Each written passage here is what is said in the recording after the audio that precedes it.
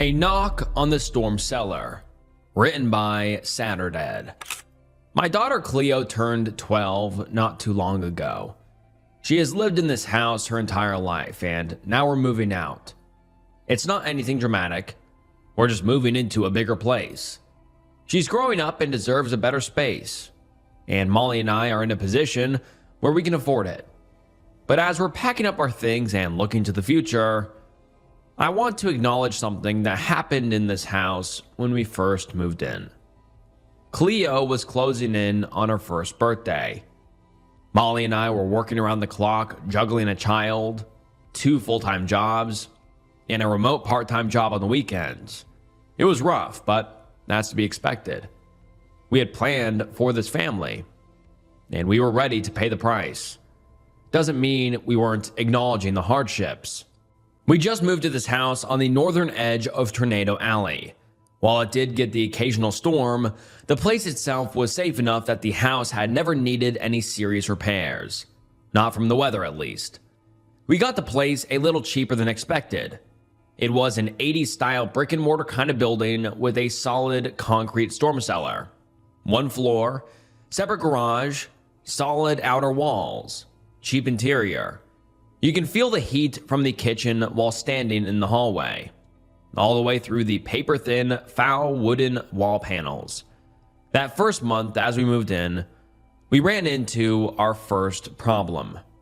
The storm cellar was having some trouble with cracks in the northernmost wall.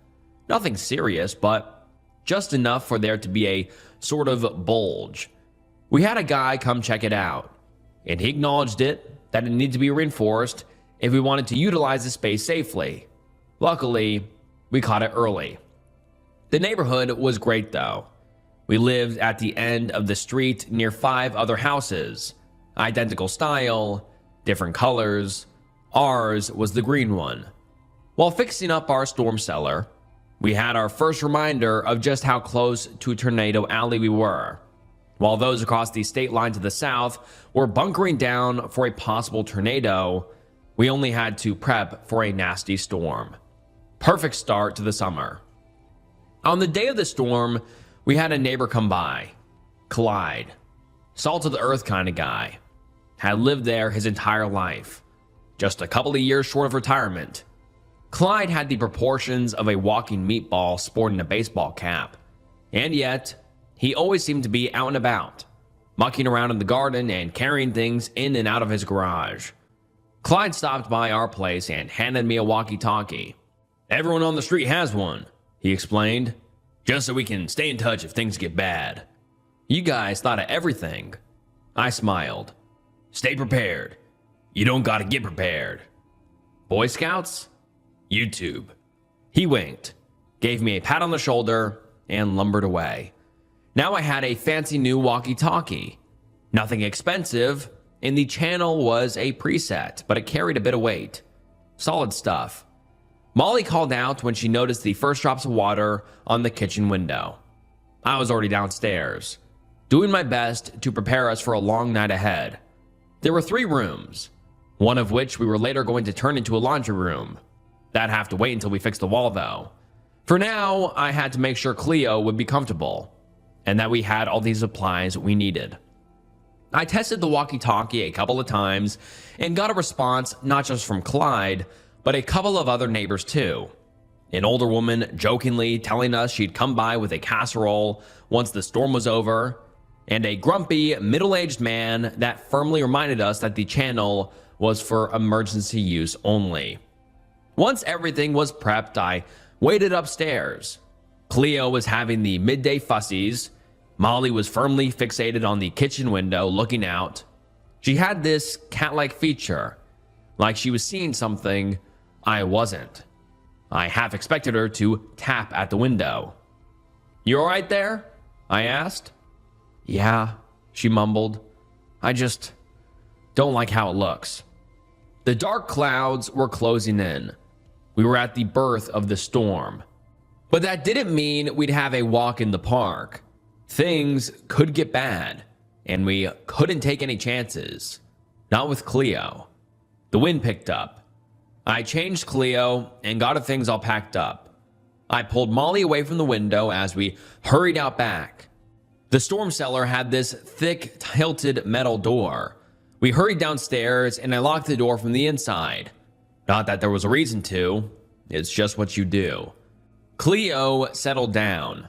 I'd brought down an air mattress, and there was a cooler with a couple of drinks, baby food, and snacks to keep us going. We were gonna fix the place up later, but this would have to do for now. Cleo had a cozy little cot in the corner, a plastic thing that we usually brought when we traveled. Not that we had a lot of time for that kind of thing. I did a double check on all the lights and our chargers. There was this large locker in the far-off room with the bulging wall. I presumed that locker held the fuse box. The thing was old as hell, and the warning stickers had long since faded, so I didn't want to touch anything. Still, I figured it was good to know where to go if the power were cut out. We didn't get very good reception down there, but Molly had a couple of shows preloaded on her iPad so we could watch some reruns later in the night. The wind kept going. I could hear it cut along the corner of the house, rattling the gutters. The raindrops had gone from tapping on the door to passing us by as the rain turned sideways.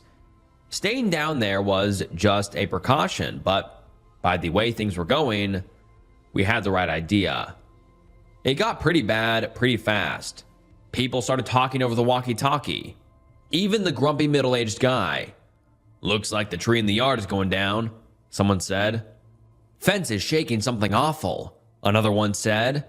Clyde, on the other hand, just kept checking in with people. We had an hourly roll call, and when he noticed one of us wasn't responding, he decided to go do something about it. There was this older man living down the street that hadn't picked up, and Clyde was getting worried. Old guy lives on his own, surrounded by floppy disks and TV dinners. I'll head over to check on him in a bit. A couple of people protested, but Clyde wasn't having it. Apparently, he used to be an army medic. Molly was sitting in the other room, rocking Cleo back and forth.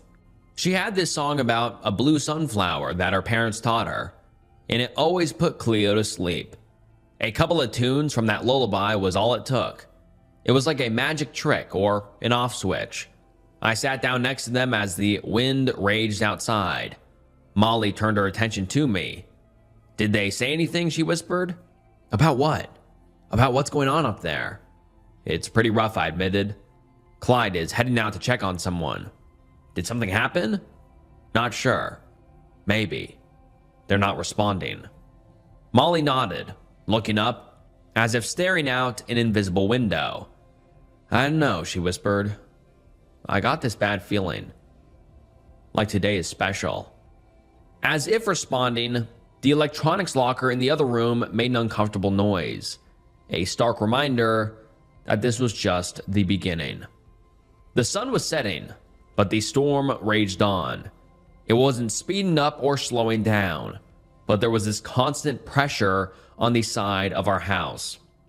You could hear the way it was blowing, pulling at the roof tiles.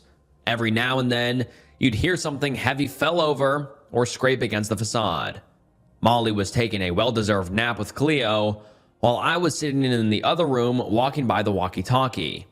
I wasn't exactly expecting anything, but someone had to stay prepared if something happened. So far, we were doing pretty good. There were a couple of alarming sounds coming from the locker, but I chalked that up as protests of an old house, or cheap wiring. As long as the light stayed on, I wasn't touching it. Breaker boxes and I don't get along.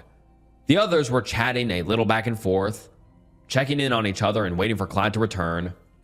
When he finally did, I could tell something was wrong. He was winded. "Someone broke in," he wheezed. "Front door's busted. The whole place has been turned upside down." "Holy shit, are you sure?" The middle-aged grumpy guy quickly changed his tone. "There's blood on the floor, but there's no one there. I don't know what's going on. I called the police, but they can't do anything until the storm passes." The old woman chimed in. "Everyone make sure your doors and windows are locked tight."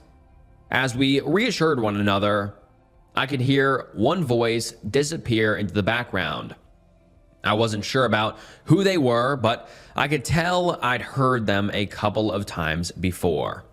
They were a neighbor, but I couldn't pinpoint their house.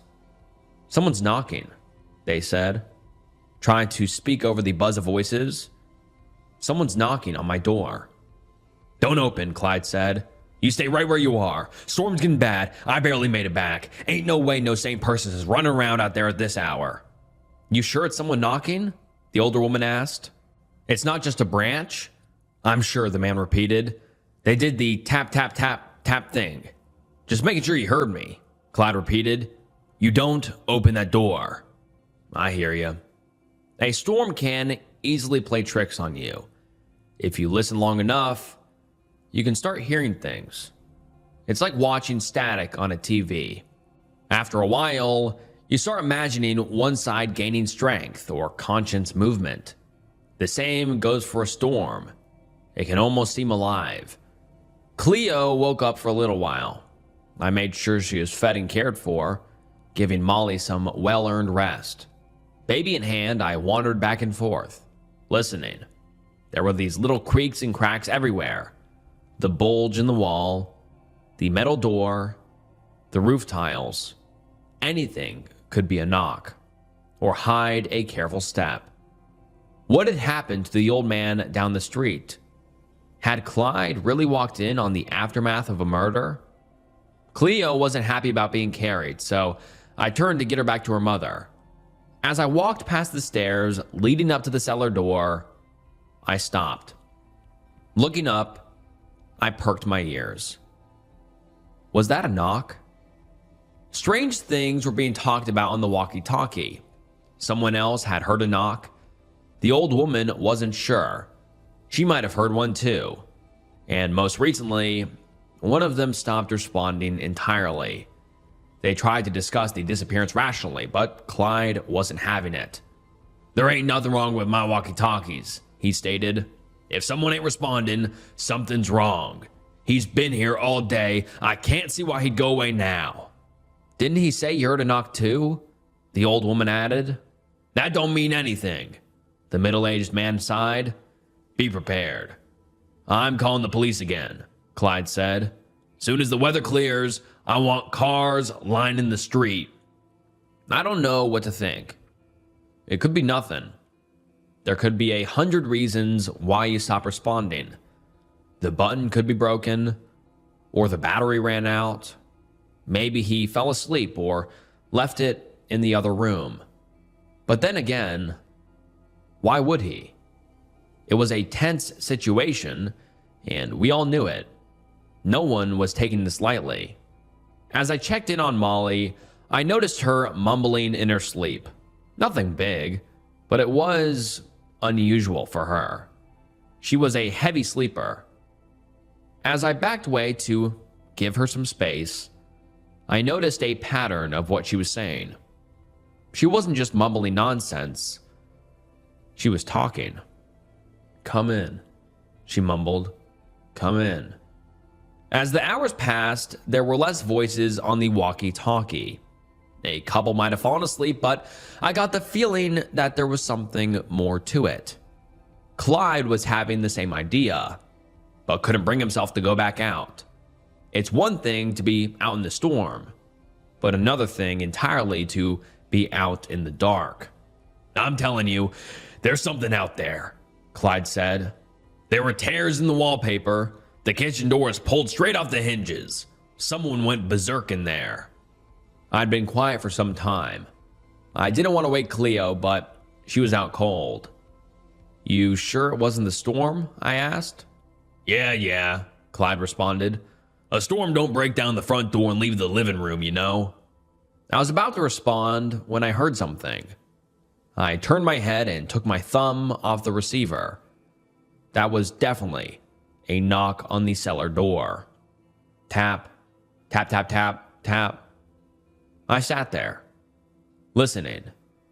After a couple of seconds, the knock came back. Twice this time. Harder. Then I noticed something in the other room. Molly was getting up. She held Cleo tight and walked towards the stairs. She must have heard the knocking. There was no way she'd miss it. "Honey, what are you doing?" I asked. It took me a moment to realize she had her eyes closed. She was heading for the door, still mumbling to herself. "Come in." I put my hand on her shoulder and saw the white in her eyes light up. She turned my way, blinking away the sleep. "What are you doing?" I asked again. "What?" She looked around, just as confused as I was. Once she realized she was on her feet, she turned back towards the mattress without a word. "Were you going upstairs?" I asked.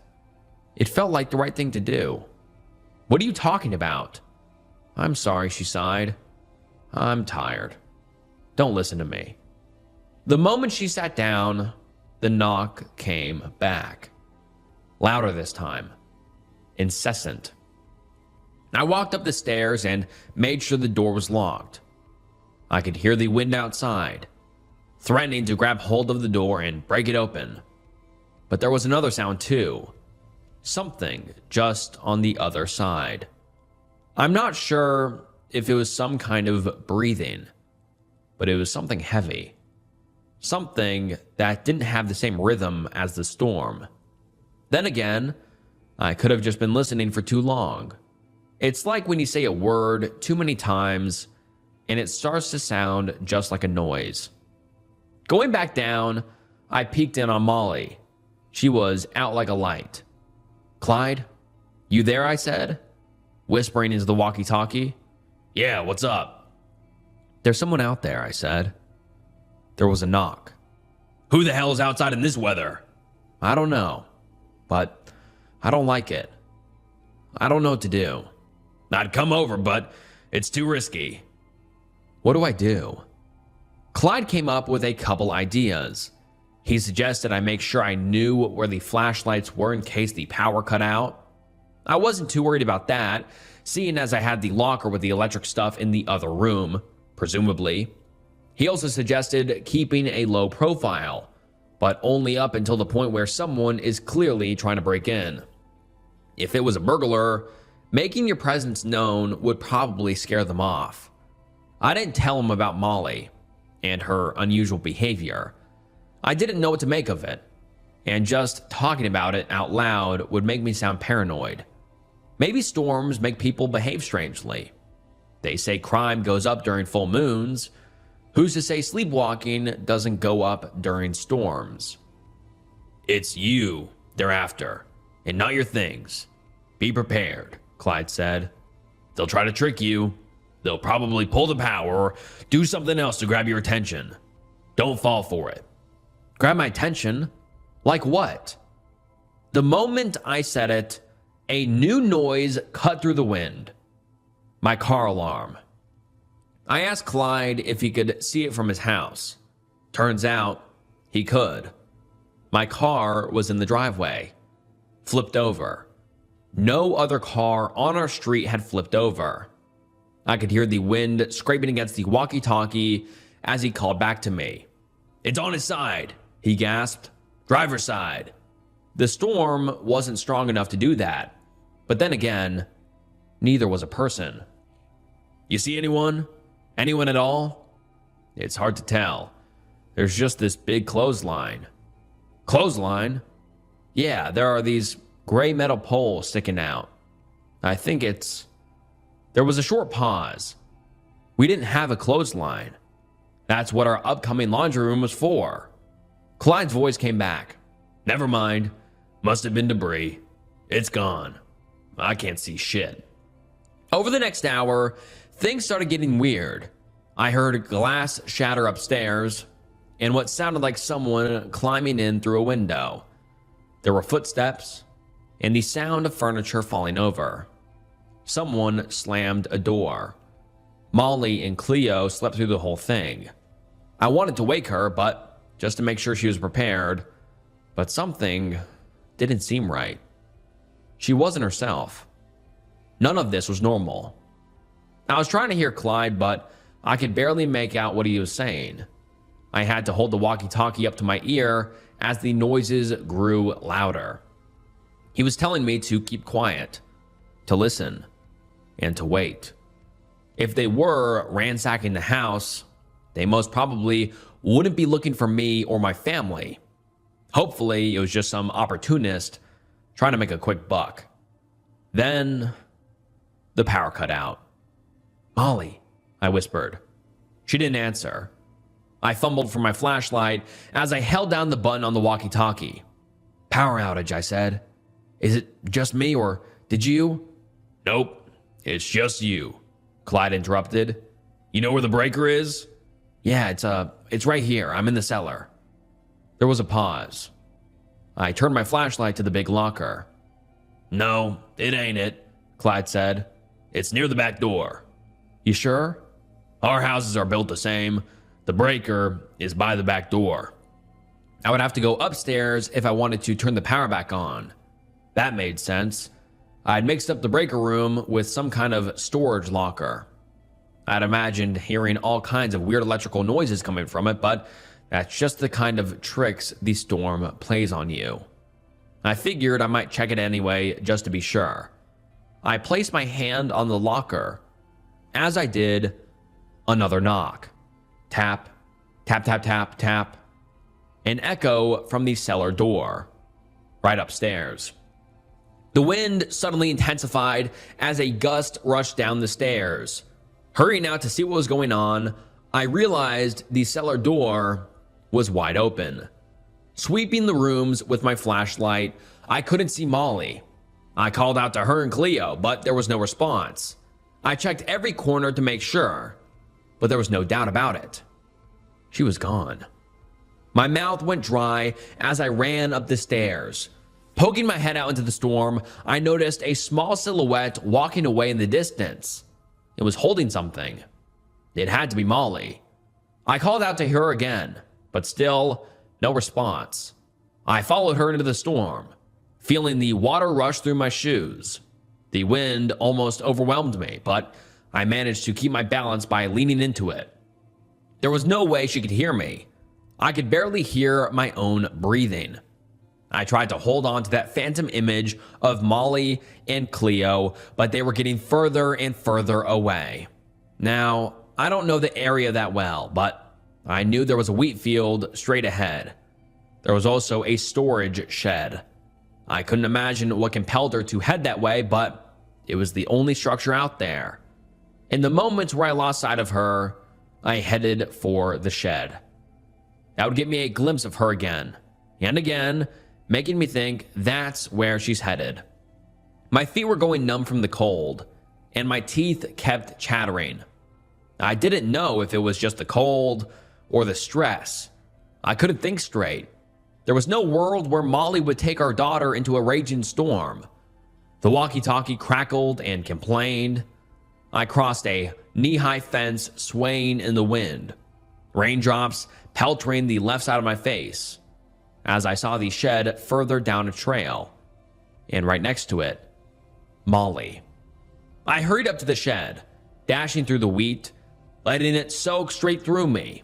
I got to the door, slammed it open, and hurried inside. Molly was right there, curled up on the floor, right next to boxes of farming equipment and old iron tools. She was sleeping soundly, and Cleo was too. They were both soaked right through, but neither seemed bothered.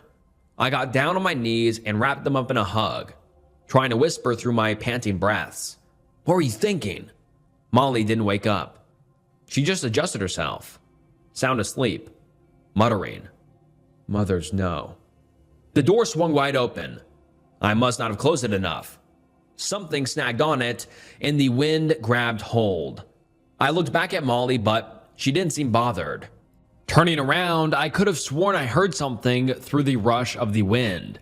The windows were shaking in their frames, and the wheat swayed back and forth, but there was something else. Something rhythmic. Footsteps? There was movement in the corner of my eye. Someone outside the window. I got up, grabbed a spade from one of the shelves, and readied myself. My blood ran cold as my teeth kept chattering. The adrenaline was getting to me. My fingers cramped around the handle of the spade. Another thump. Something was on top of the shed. I saw a hand. A big, gray hand. It reached down from the roof, down the front of the shed. I could see it open the door. The arm was impossibly long and single-jointed, thin, like a broom handle. I couldn't take my eyes off it. Slowly but surely, it grabbed a hold of the door and gently closed it with a firm click. Seconds later, it climbed down. As it did, I heard Molly stir. She mumbled again, "Thank you." A noise in response. A knock. Tap. Tap, tap, tap, tap. I sat next to Molly and Cleo for hours as the storm died down. We spent the entire night in that shed. It wasn't as bad idea to take shelter there. This thing had been built to last. If something can survive 40 to 50 years of bad weather without toppling over, it has to be doing something right. Clyde's voice came through somewhere around 4 a.m. The police were coming. They just had to clear the roads. Apparently, there'd been other people calling about disturbances, home invasions. No one seemed to be hurt, though. They were all accounted for. The middle-aged grumpy guy and old lady included. When Molly finally woke up, she seemed just as confused as I was. As the wind died down, she looked up at me with half-closed eyes. "I had the strangest dream," she yawned. "Where are we?" Going back to the house, I got a clear view of the damage. Something had torn through our back door and ransacked our house, just like Clyde described. Molly didn't want to go inside, thinking it probably wasn't safe for Cleo to be around a bunch of broken furniture and glass, so she decided to wait in the car. Turns out, she hadn't heard the part about it being flipped on the side. She settled on waiting at Clyde's place for the time being.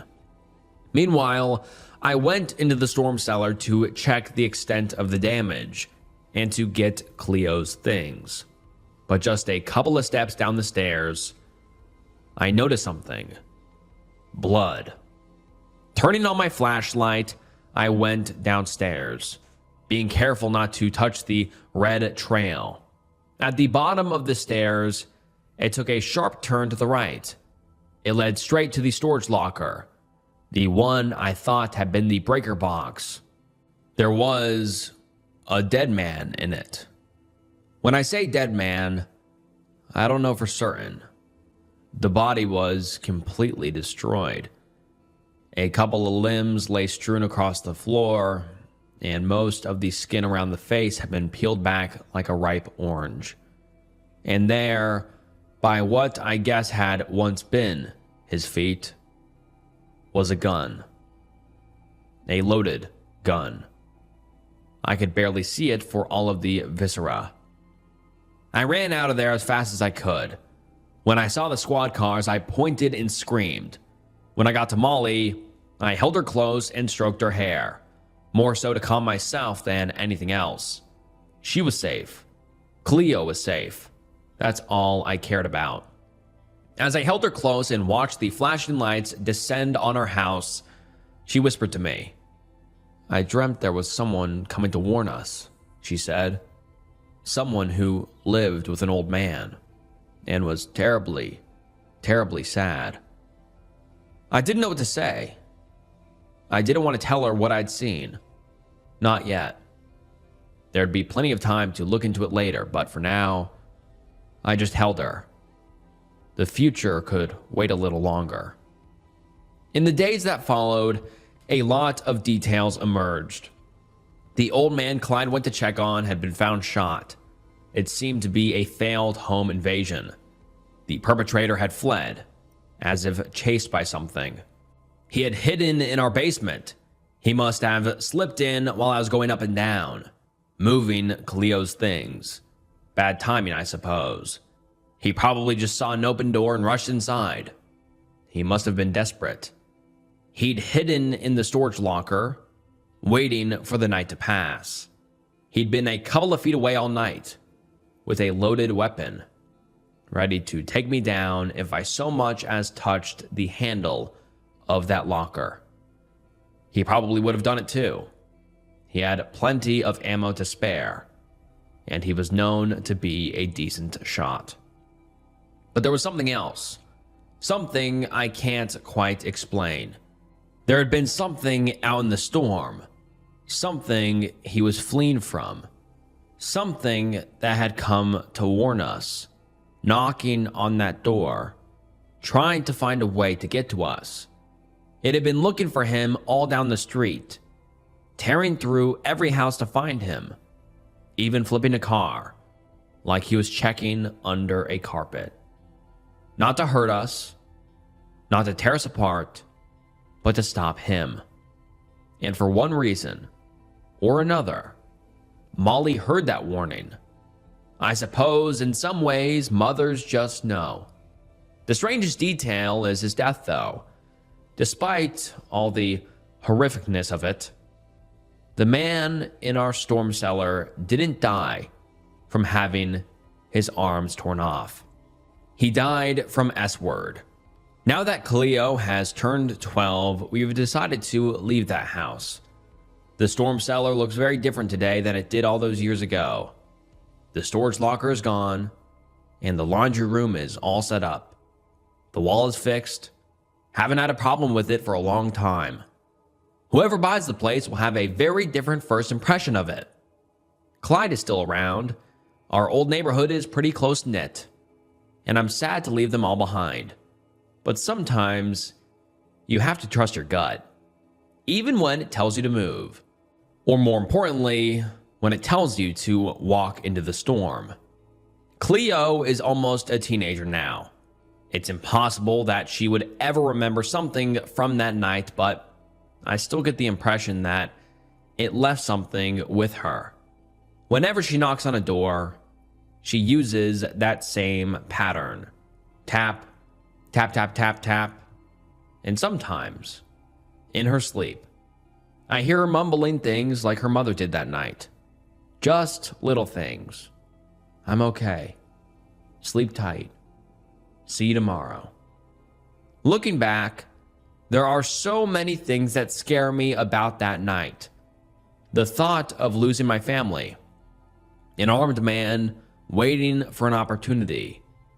A long gray arm opening a door. And what it did to a man it despised. I found a video rental store in a small town. What was on the tape shattered my family. Written by alias Tommy Steele. I've always wanted to make this trip. My whole life, Seattle has been home, and I never ventured far before now. A coast-to-coast road trip with my husband and children had been a fantasy of mine since I first started dating the man decades ago. It slowly became clear over the years that, despite his promises, the trip would never be happening. At 50, I'm finally on the road, but I never wanted it to be like this. Not under these circumstances. I am alone. It's only happening now because my son is dead. After the divorce, my children were, in my mind, old enough to choose where they wanted to live. John, my oldest, chose to stay with me. My daughter, Bree, went with my ex-husband.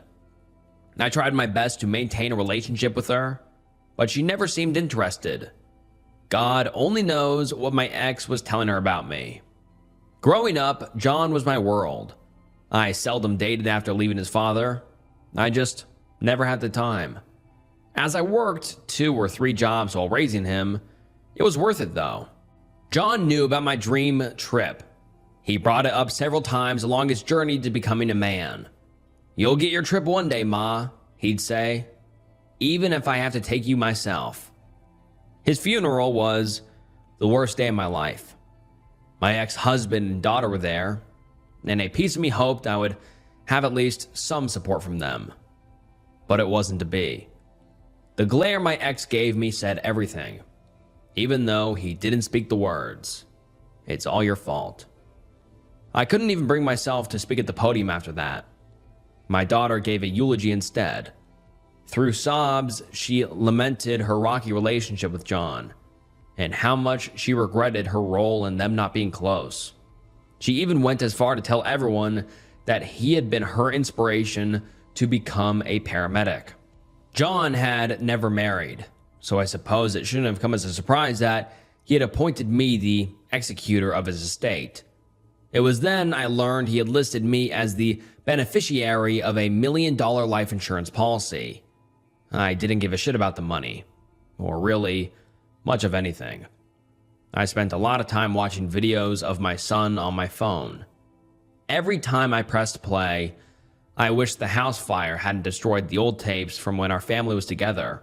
I would have given anything to see those again. It was at this low point I knew it was time for that road trip. It started off normally enough. I made the usual tourist stops as well as many off the beaten path, discovered through years of research. It wasn't until the Midwest that the problems started. I won't name the state, just in case. I'd been driving long enough to not remember what time I had started that day. The sun had long since set when my low fuel warning pinged from the dashboard. The timing was perfect, as I could barely keep my eyes open. I pulled off at the first exit I saw that listed a gas station, and slowly followed an empty road for miles towards a promised town, Jonestown. Seeing the name made my spine shiver, but a glance at the gas gauge decided the matter for me. After several uncomfortable miles, the lights of a gas station appeared along the main road into town. As I pulled up to the pump, I noticed the absence of a credit card reader. While I did not want to enter the small building before me as a woman alone at night, the .32 Tomcat pistol in my purse gave me enough nerve to go inside to buy fuel. Though outdated, the inside was surprisingly well maintained. I went straight up to the counter, where a young man in a camo hat stood, looking thoroughly uninterested. "Hi," I said, forcing a smile. "Can I, get some gas on the pump out there?" The man stared at me without a word, though I held my smile. I felt the hairs on my neck standing up. I could have sworn the lights inside dimmed slightly when he began pushing buttons on the register. "How much?" he asked in a monotone voice. "50, I said, sliding cash onto the counter. "Keep what's left, if there is any." Without breaking his gaze to so much as glance at the bill, the man slowly reached for it. For a moment, the image of him snatching my arm and pulling me over the counter flashed across my mind. But he simply opened the drawer and placed the bill inside. "Anything else?" "No, sir. That's it. Thank you," I said before speed walking back to my car. Though I kept my head down, I could feel his eyes on me as I pumped. I considered making a break for the highway, but my eyelids began to flutter once more once back inside my car. I could see the town ahead, and decided it wouldn't hurt to at least see if the motel seemed safe. As I made my way down the main street, every building was dark except for the motel. It was an unassuming rectangular building with 2 floors. Most of the windows were dark, but the few rooms with lights on were somewhat reassuring. I sat in my car for a moment, the engine still running. Nothing seemed unusual as I scanned the parking lot. It seemed safe enough to walk inside. I grabbed my backpack, stepped out of my car, and paused for a moment. I couldn't help but think of how much safer I would feel if John had been with me. When I walked towards the entrance, I looked back towards the street. To my surprise, the closest building was lit. I guess I'd been too tired to notice it before. The neon sign out front read, "True Video." A video rental store still open in 2026? Wow. Guess the town's a little behind, I thought. The motel manager greeted me as I stepped inside the front entrance. To my immense relief, she seemed to be a perfectly normal lady, roughly my own age. Now, much more at ease, I opted to rent a room, and she gave me a physical iron key. Room 211 was exactly what you might expect. Old, small, with decor not updated since 1970. What paint that was visible in spots above the dreadful floral wallpaper was a weathered yellow. A queen bed sat against the back wall, facing a dresser with a TV on it. I set my backpack on the bed before turning back towards the TV.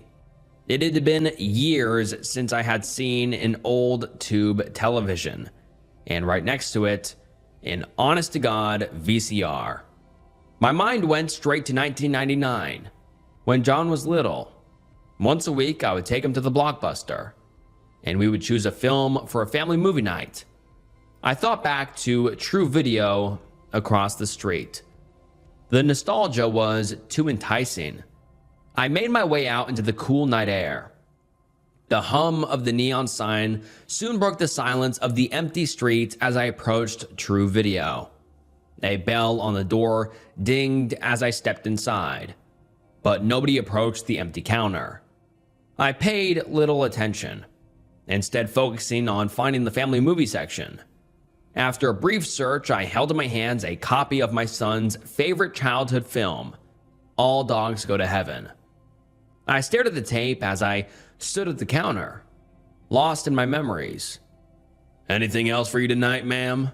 came a familiar voice. My eyes snapped upward to see the same young man from the gas station smiling at me from behind the counter. I felt a chill race throughout my body. I couldn't respond.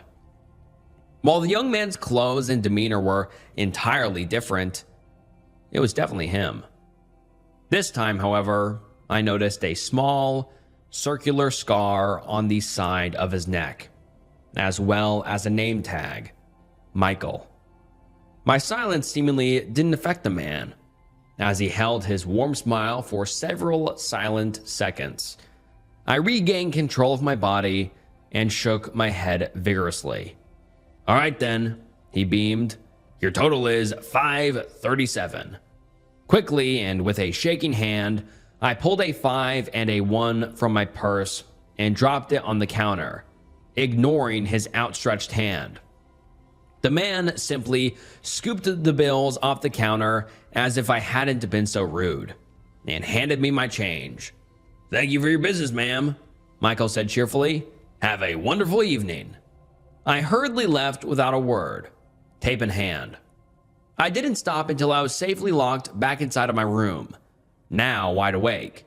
It probably took half an hour to calm down, but eventually I reasoned to myself that the men must be brothers, or maybe even cousins.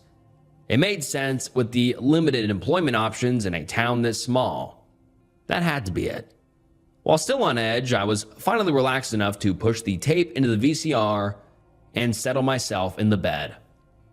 Of course, I was crying within the first 5 minutes of the film. It was like being brought back in time without my son there waiting for me. I cried harder as I thought of his heart attack. He wasn't even 30 yet. The coroner said that it had been quick, but John had still died alone in the dark. An hour into the film, I had run out of tears. In a way, the brutal experience had made me feel closer to my baby boy. It had been worth it. I closed my eyes, ready to drift off as the movie played in the background, when I heard it. Static. I guess that's why we got away from the tapes, I thought. But before I could even open my eyes, I heard my ex-husband's voice from the TV speakers. "He's beautiful. Good job, Grace." I'd know that moment anywhere. Sure enough, when my eyes snapped back to the TV, there was the home video my husband had taken when John was born. The image of me holding our son in my hospital bed came into focus. every fuzzy pixel matched the old tapes I'd lost in the fire. As I watched myself beam on the screen, the video again cut to static. After a moment came a video shot on the day we first brought John home. My ex gave a tour of the house on camera, proudly showing off the nursery we had built and decorated together. The screen cut again. My cheeks were soaked in tears.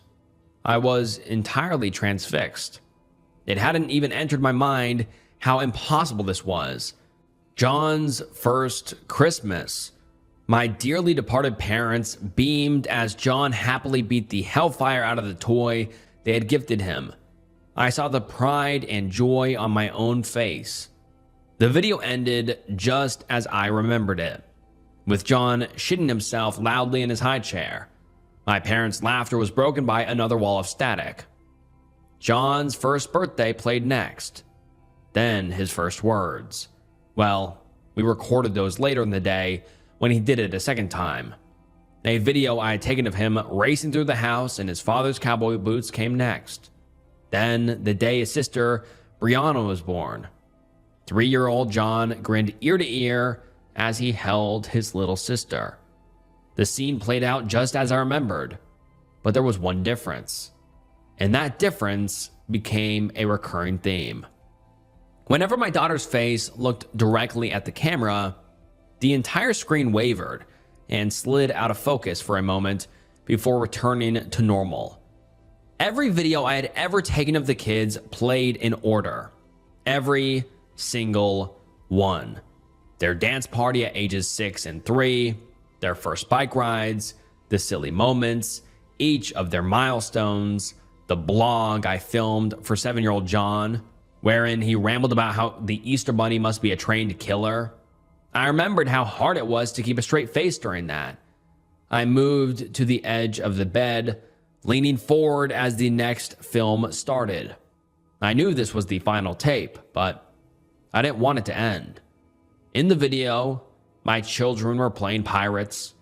My son was sword fighting my daughter, and despite being a full head taller, he had been letting her get strikes in against him. John had clearly intended to lose, throwing an exaggerated lunge and leaving himself wide open, holding that pose to give Bree a chance to strike. She saw the opportunity and stabbed him in the chest with her foam sword. John died in the most over-the-top way he could, falling dramatically to the ground and announcing his defeat. Bree straddled him and paused. I thought she was making sure he was dead, or maybe even legitimately concerned. Then she brought her sword down on his face in a rage, over and over, shrieking, "Die, die, die." The video ends abruptly then, as I shut the camera off to separate my kids and explain to Bree that there was no need to be so violent. The screen went black. I stared into it, barely holding myself together. This impossible, one-way conversation with the past had drained my soul. I tensed to stand up, but then the screen began a new video, one I had taken on my phone. John's 16th birthday. He sat with a scowl as I sang happy birthday to him with his friends. I grimaced. The moment was cute for me, but John had gotten a lot of flack for that video on social media. I was brought back to the moment I came to regret posting it. The screen flickered again. This time, the video wasn't one I recognized. In it, my teenage kids were arguing. He held a sandwich bag of something I couldn't quite discern, and a look of utter disappointment. "Answer me," he said. "What is this? Where did you get it?" "Screw you," my daughter shouted. "You're not our dad. Give that back." "Sis, this stuff can get you arrested." "I don't care. It's my life, not yours. I don't answer to you." "I'll tell Mom if you don't tell me where you got it right now." "Go ahead," Bree shouted. "I don't give a fuck what Mom thinks. Dad won't believe either one of you anyway." At this, John winced. The camera zoomed in on his face. He looked helpless.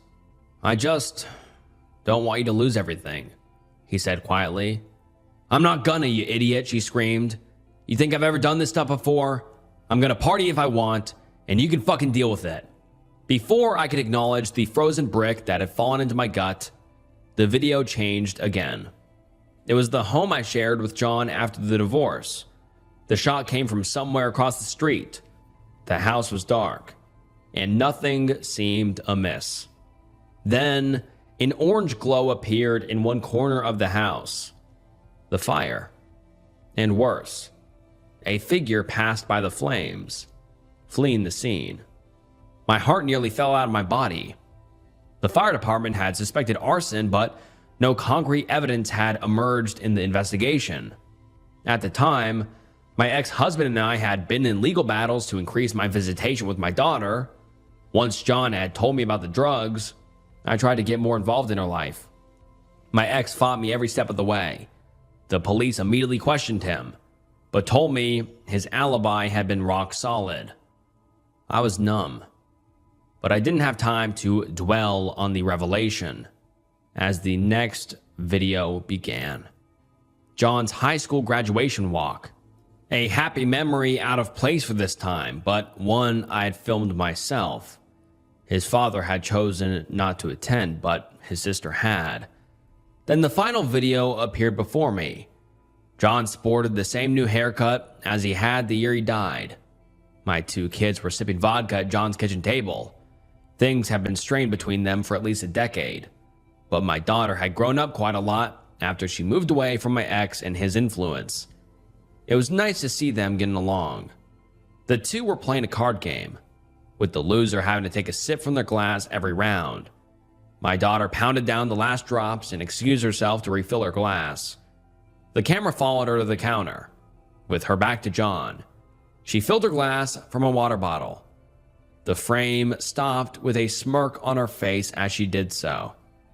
I assumed she was proud of cheating in their contest. The screen glitched again, and there was John. My son was sprawled on the floor, drooling over himself and giggling profusely. "Hey, sis," he swirled from the ground. "I'm so glad he came over. I miss drinking with you." My daughter's face wavered on the screen again.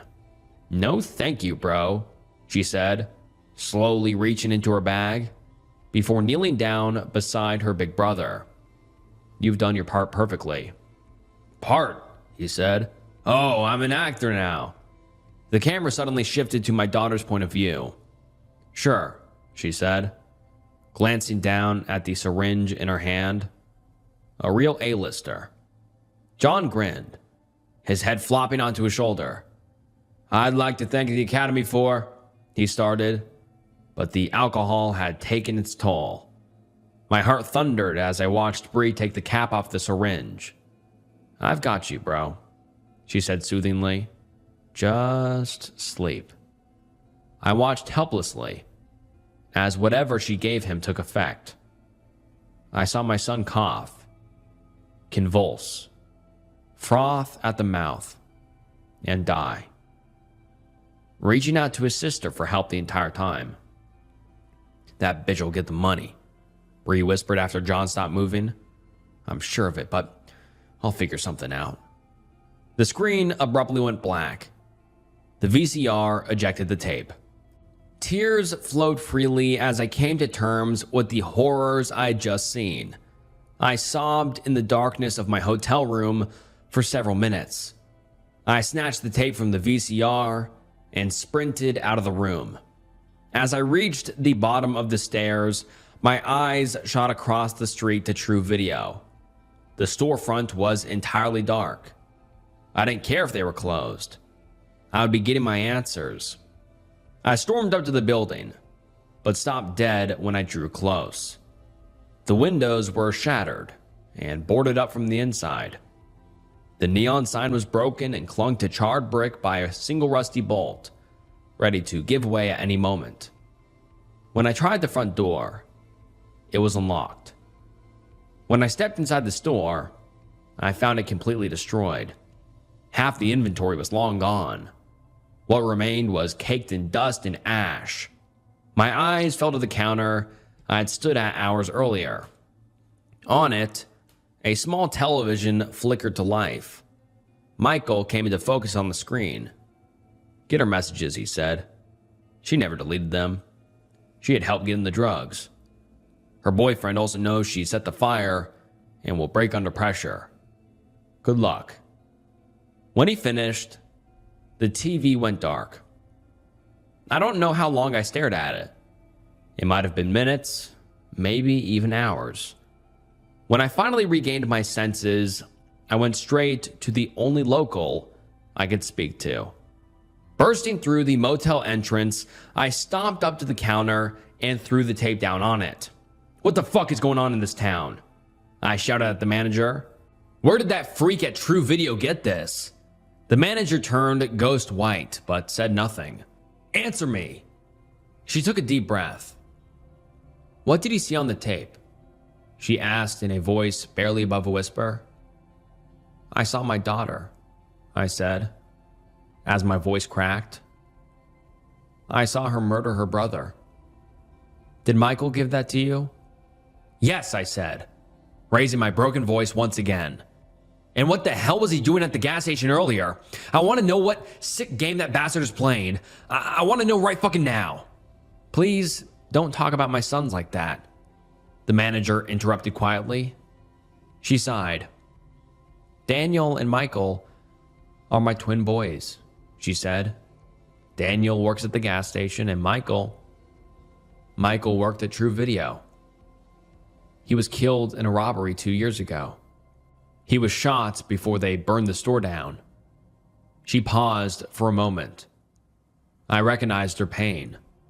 One grieving mother to another. They caught the killers, thanks to the security cameras.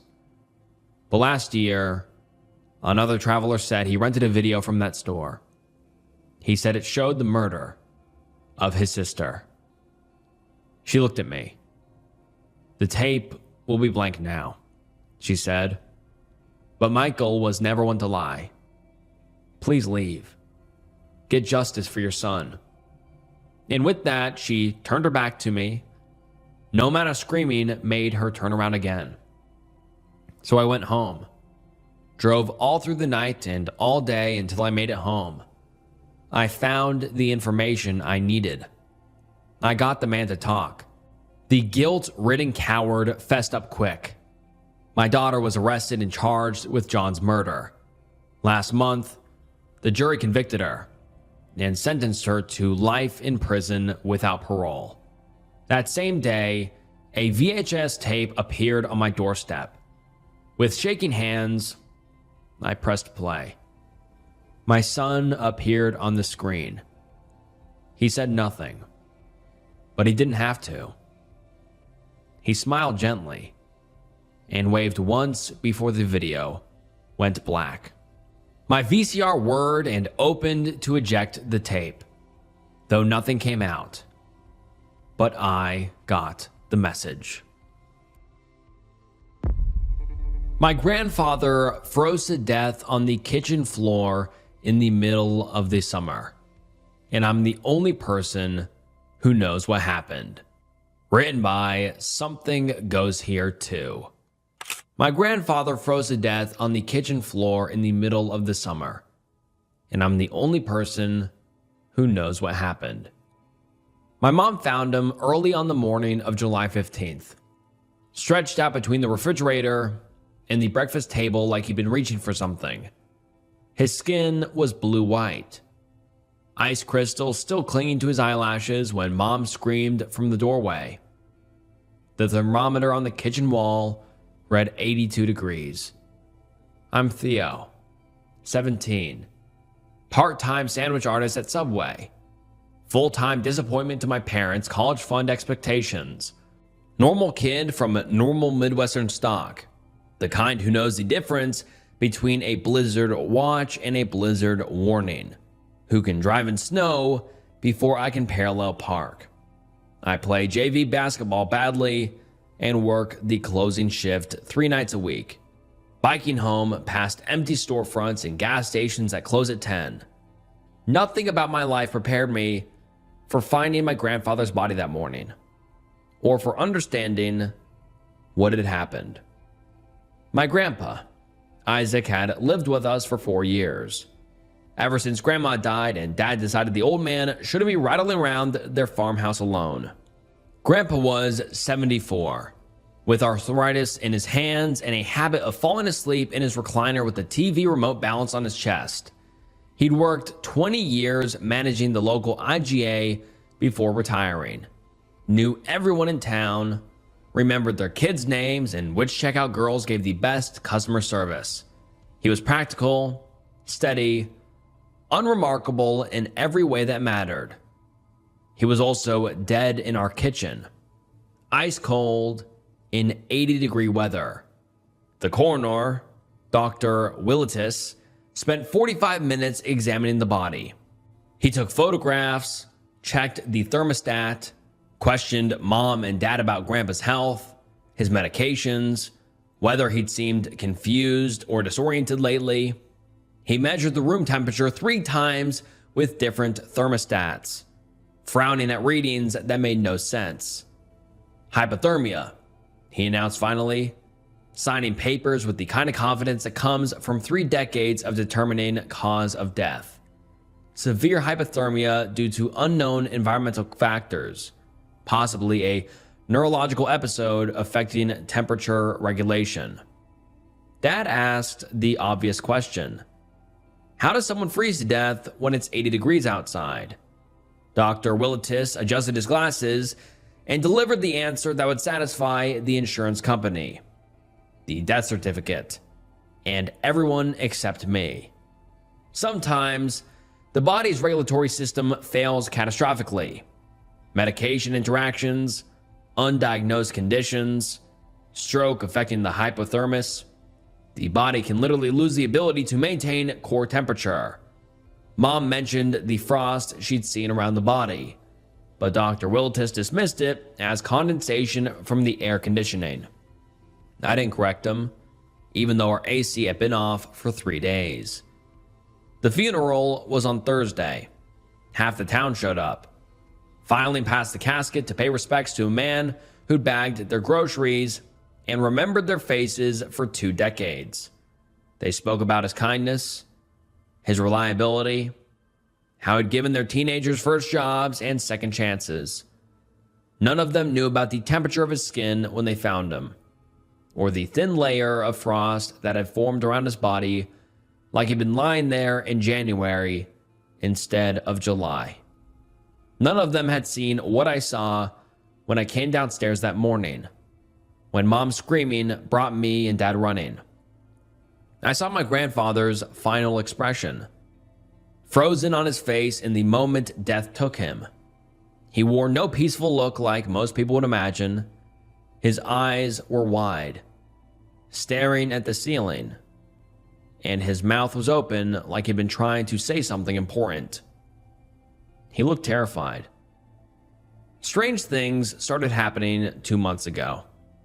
May 28th in Minnesota means tornado watches and sudden thunderstorms. The kind of weather that keeps you checking the sky every few minutes. It doesn't mean finding patches of kitchen floor so cold they make your feet ache through wool socks. But that's exactly what I found that Tuesday morning after Memorial Day. A circle of tile near the sink that felt like stepping on January pavement. Mom blamed the air conditioning, even though we hadn't turned it on yet. Dad checked the basement for broken pipes, crawling around with a flashlight and muttering about foundation settling. The cold spot vanished by Thursday, but another one appeared in the hallway upstairs. Then another in the living room by the weekend. Old house is settled, Dad said when I mentioned it. Foundation shifts, creates drafts you wouldn't expect. Our house was built in 1987. It wasn't exactly old by anyone's standard. Dad liked cheap explanations that didn't require calling repair service. I pressed my palm against the frigid patch of living room carpet, watching my breath form small clouds in the 70-degree air. When I called Mama over to feel it, her hand passed through the cold like it wasn't there. "Feels normal to me, honey," she said, giving me that concerned look parents get when they think you're coming down with something. But I could see the frost forming on the carpet fibers where my breath hit them. The winter winds started a week later, I'd be watching TV or doing homework and suddenly smell snow in the air. That sharp, clean scent that comes before a blizzard. The smell would drift through rooms like invisible smoke, carrying whispers I could almost understand. Once I followed the scent upstairs to Grandpa's room, where he was sitting on his bed looking at old photo albums, his face pale and distracted. "You smell that?" I asked him. He looked up from a picture of him and Grandma at some company picnic. His hands were shaking as he closed the album. "Smell what?" "Like snow. Like winter." "It's May, Theo." But his voice cracked when he said it, and I noticed he was wearing a sweater despite the warm afternoon. The whispers came with the wind that smelled like snow. Voices so quiet I couldn't be sure I was actually hearing them. Sometimes they seemed to be calling a name.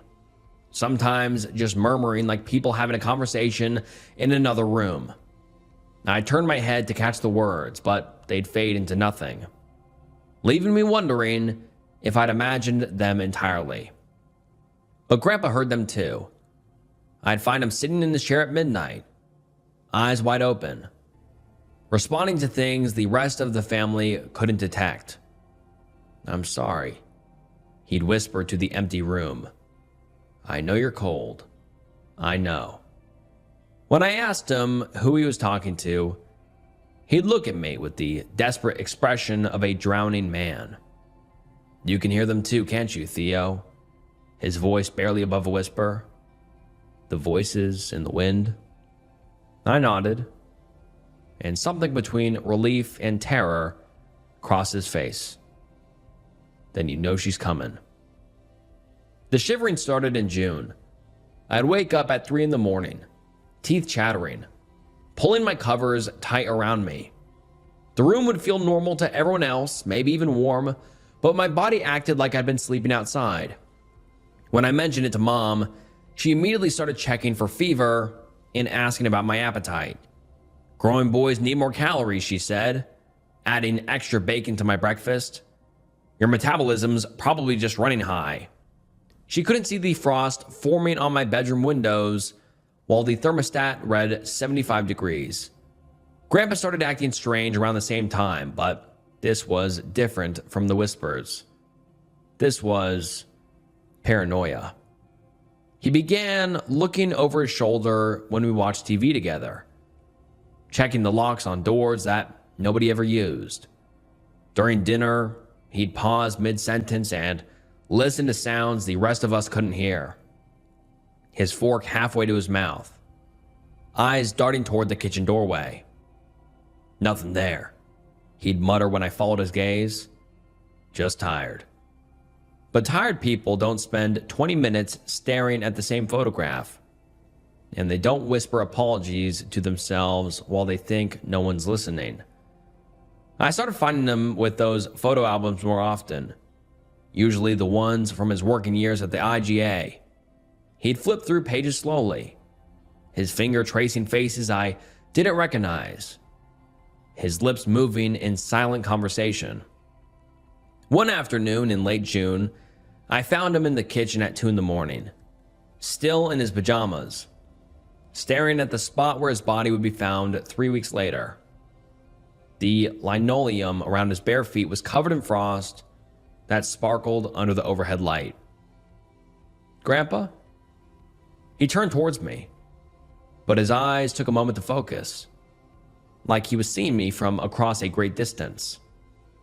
When he exhaled, his breath formed a small cloud between us.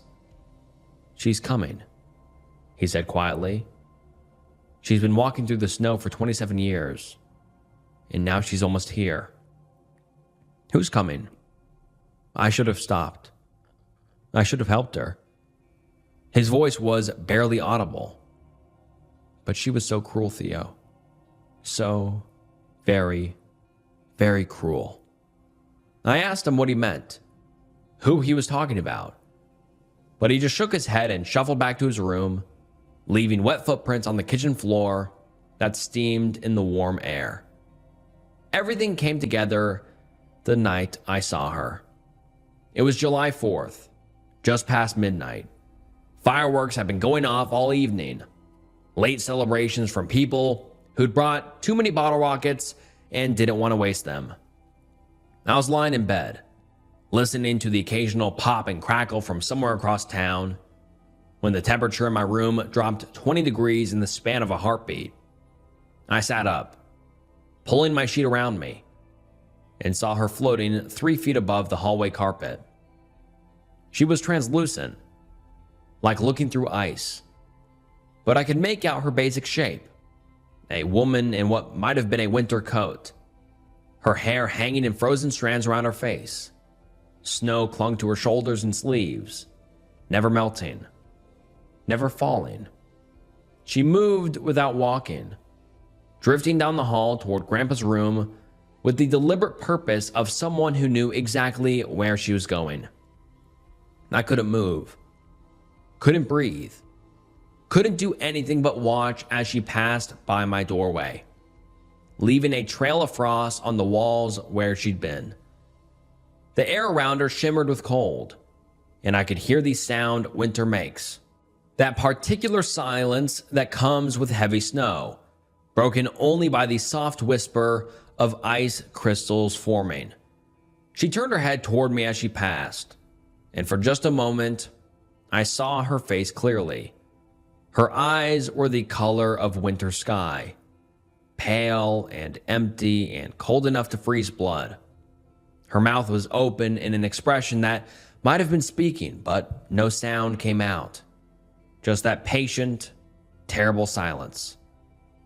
When she reached Grandpa's door, she didn't open it.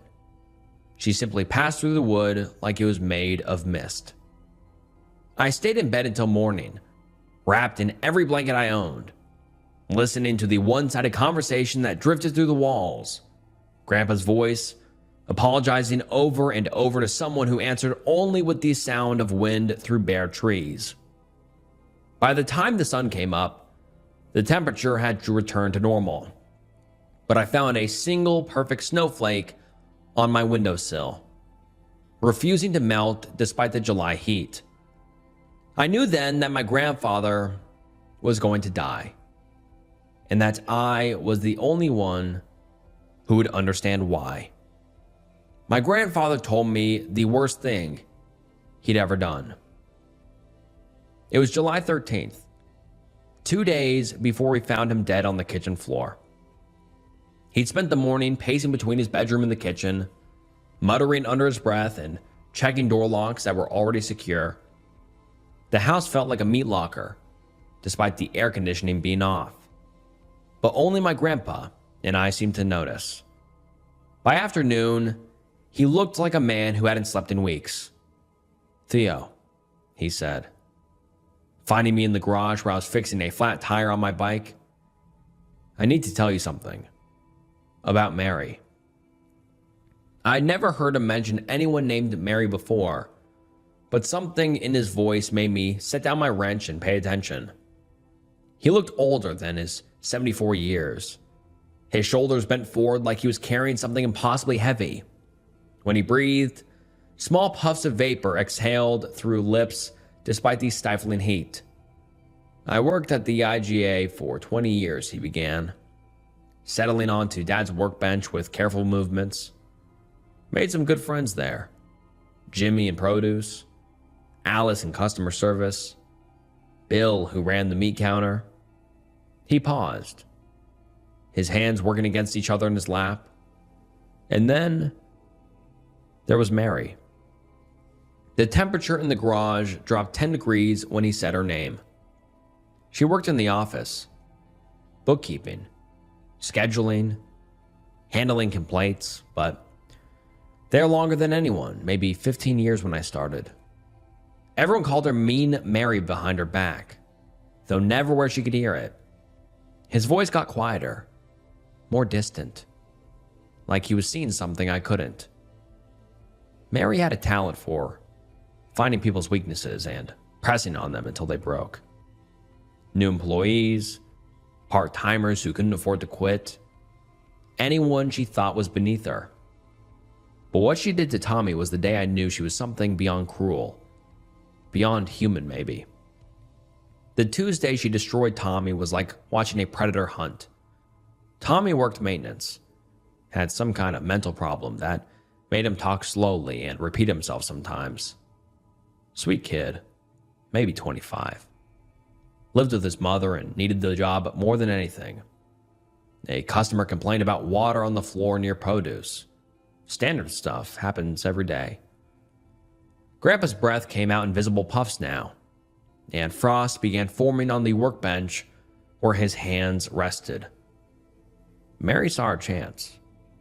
She called Tommy over to the customer service counter where everyone could see. Employees, shoppers, kids waiting for their mothers. Started interrogating him about his careless mopping, making her voice loud enough for the whole front end to hear. I could see the scene playing out in his eyes, 27 years of guilt etched in the lines around them. Then she started imitating his speech, made her voice slow and halting like this, stumbling over words the way he did when he got nervous. Tommy, sorry. Tommy, try harder. She kept getting louder, drawing more people over to watch this grown man being humiliated like a child. The frost was spreading now, crawling up the garage walls in delicate patterns that caught the afternoon light.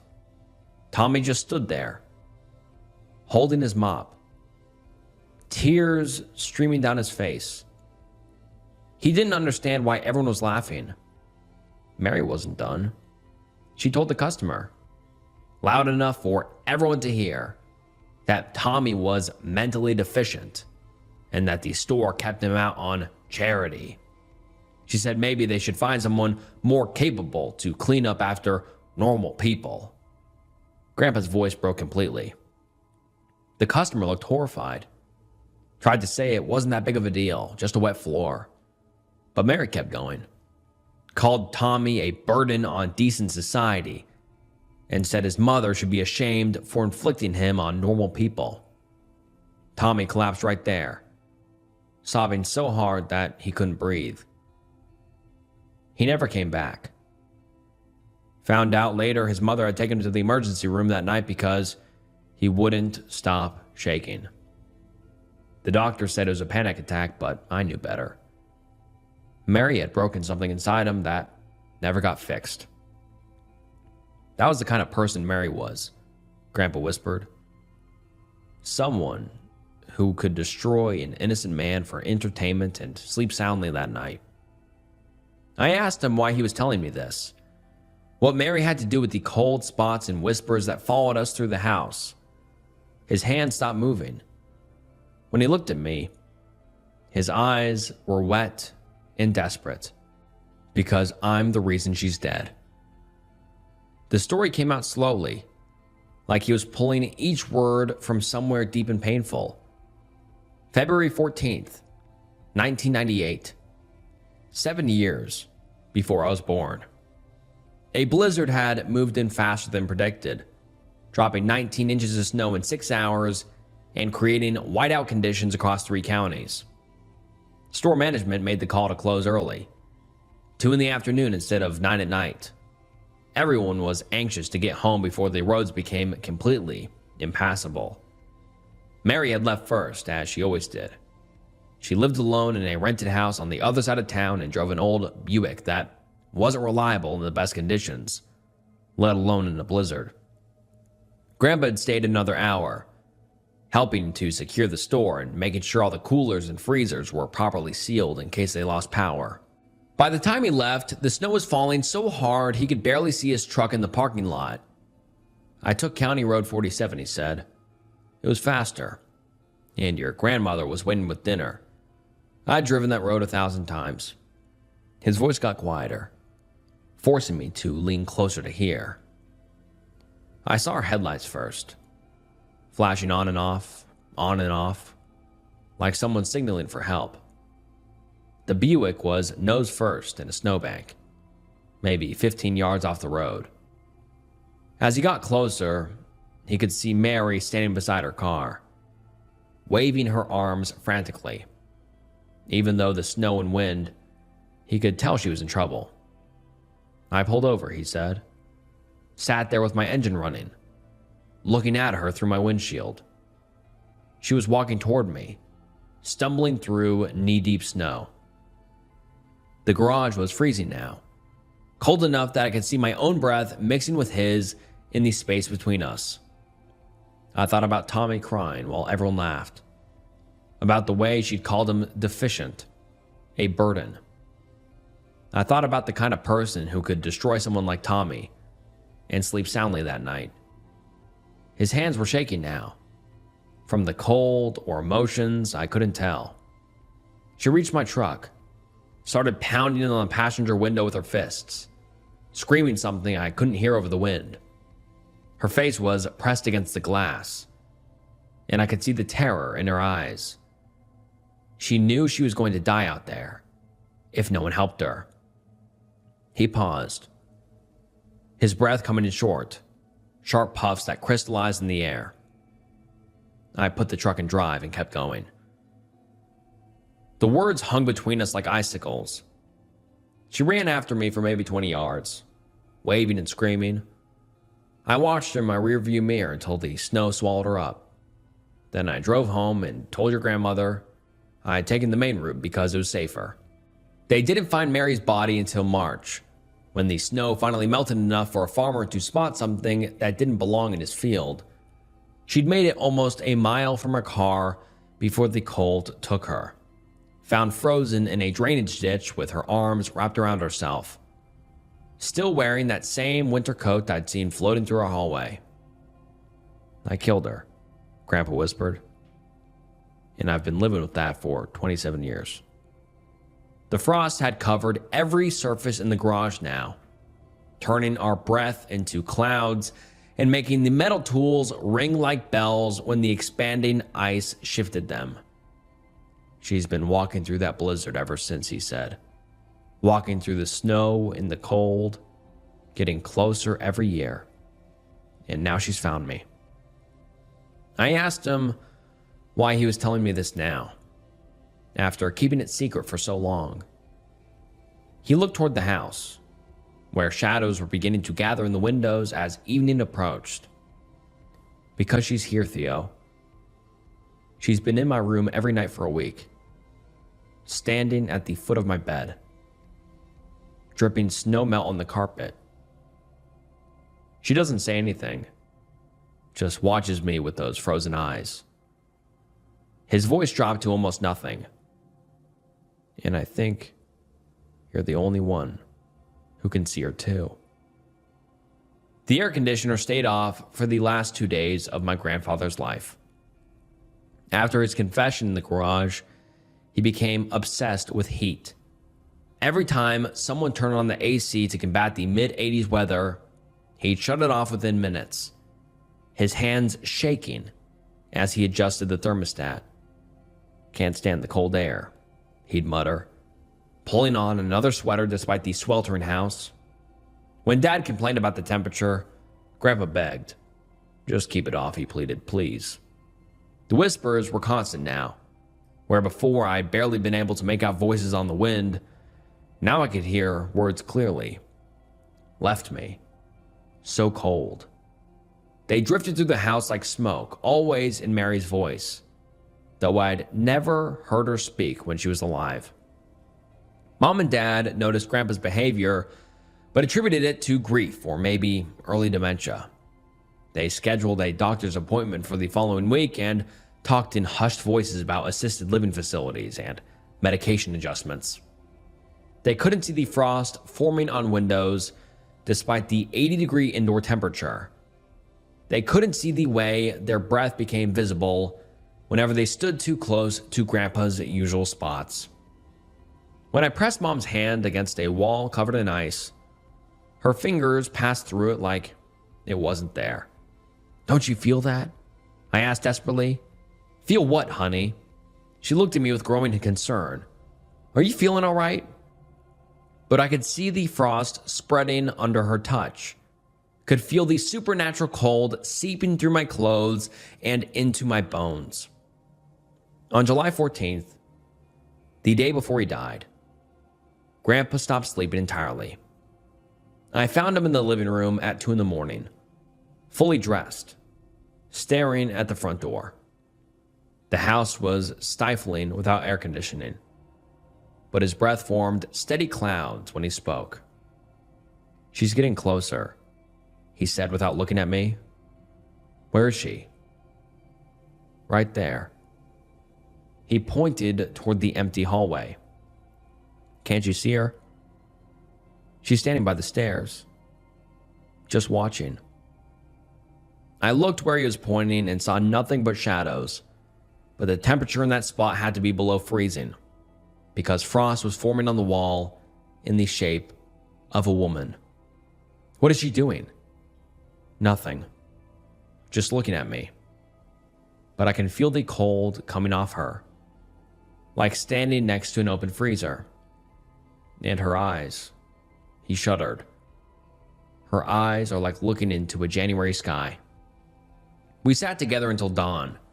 I held his frail, cold hand, listening to him whispering apologies to the empty air while I watched frost patterns spread across surfaces that should have been warm. When the sun came up, he seemed to relax slightly, but I knew the relief was temporary. That evening, our houses felt like an oven. The air conditioner sat silent while the July heat pushed the indoor temperature well into the 90s. Every fan in the house ran at full speed, but they couldn't compete with the supernatural winter that followed my grandfather from room to room. The whispers started earlier than usual, just after sunset. This time, they weren't random phrases, but something more focused, more demanding. I couldn't make out all the words, but Grandpa could. He sat in his chair, no longer pretending he couldn't hear her. "I know," he said to the empty room, his voice steady for the first time in days. "I remember leaving you there." A pause, as if he were listening to something I couldn't quite catch.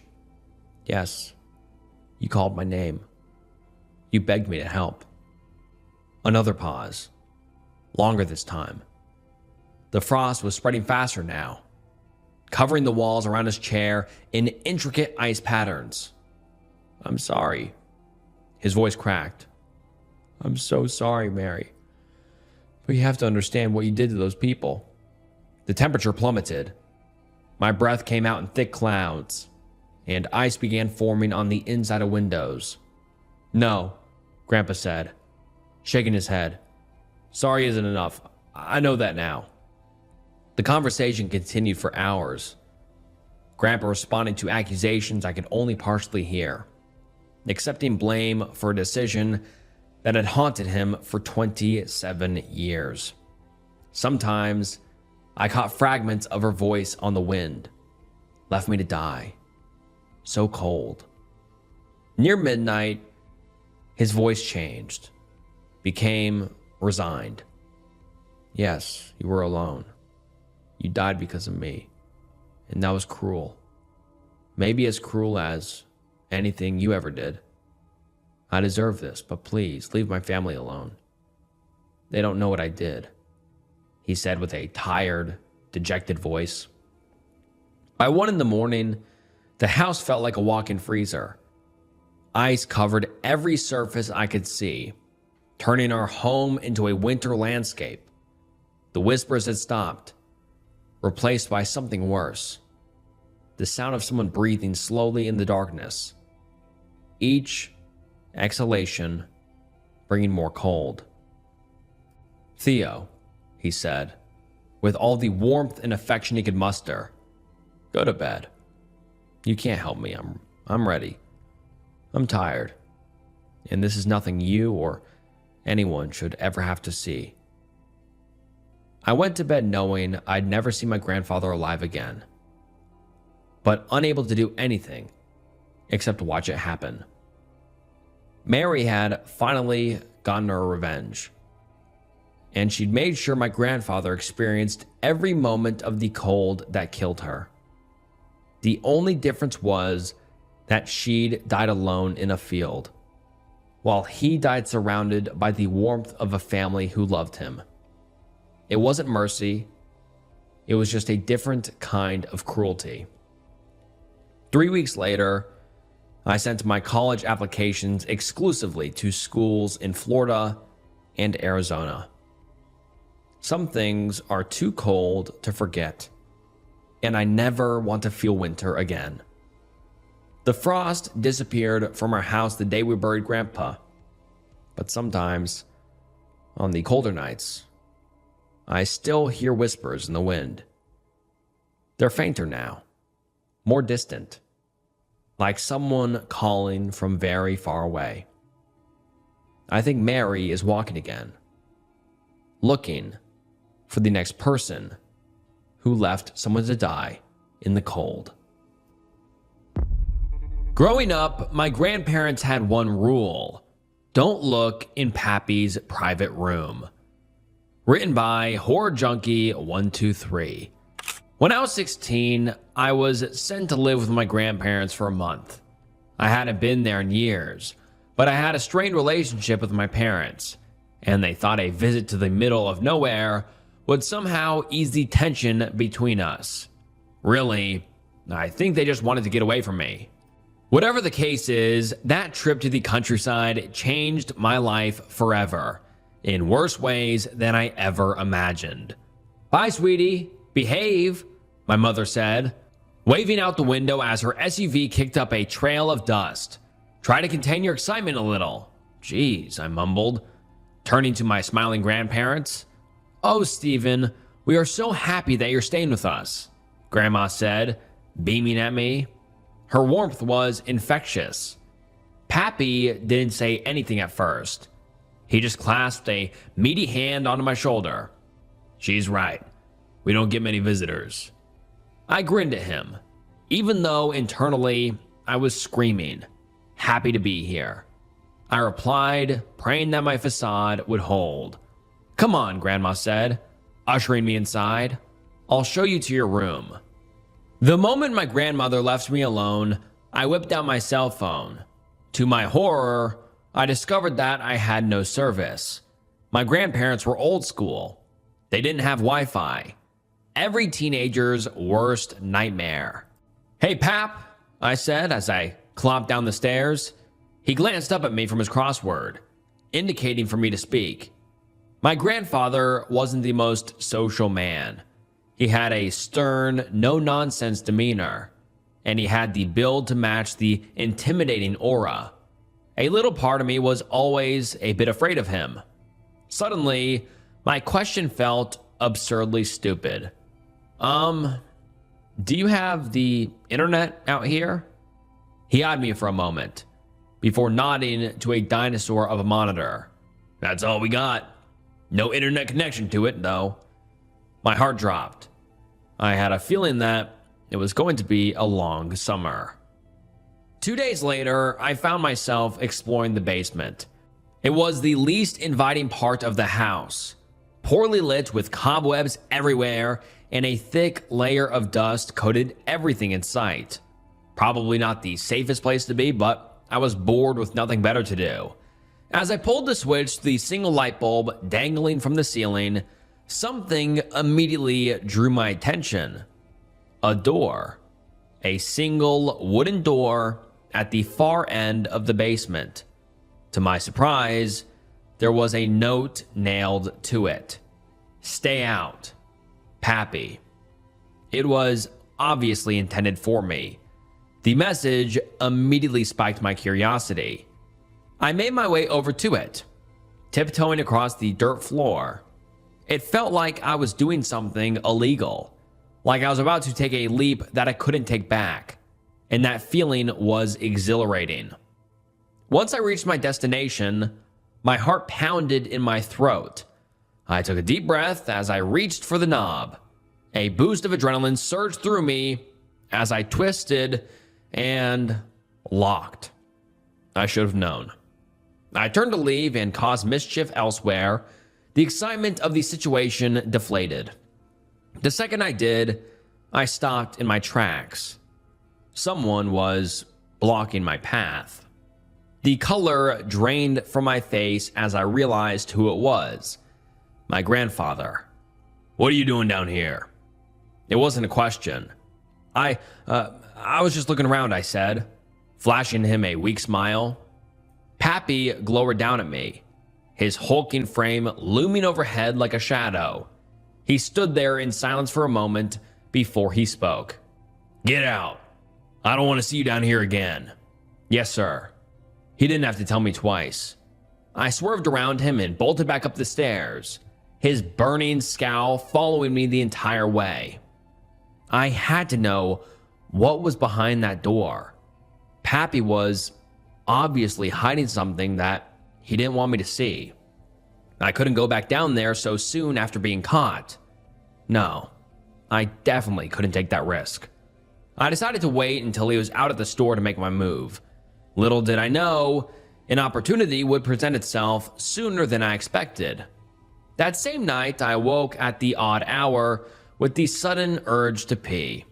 I groggily slipped out of the bed, did my business, and headed to the kitchen for a glass of water. Once I was satisfied, I crept back to my room, careful not to wake Pappy and Grandma, and that's when I heard it. I just reached the top of the landing when a low rustling emerged from somewhere deeper in the house. I don't know why I didn't go back to bed, but for whatever reason, I sat on my haunches at the top of the landing, invisible in the darkness. Footsteps clunked along the floor, and the shadow of my grandfather's towering frame came into view. He paused in the kitchen, as if he could sense my presence. For a moment, I thought he'd caught me, but to my relief, he eventually continued on his path. My brows furrowed. What was he doing down here? Being the nosy teenager I was, I had to find out. My heart dropped when I heard a door creak open. The basement. He must have been going into his secret room.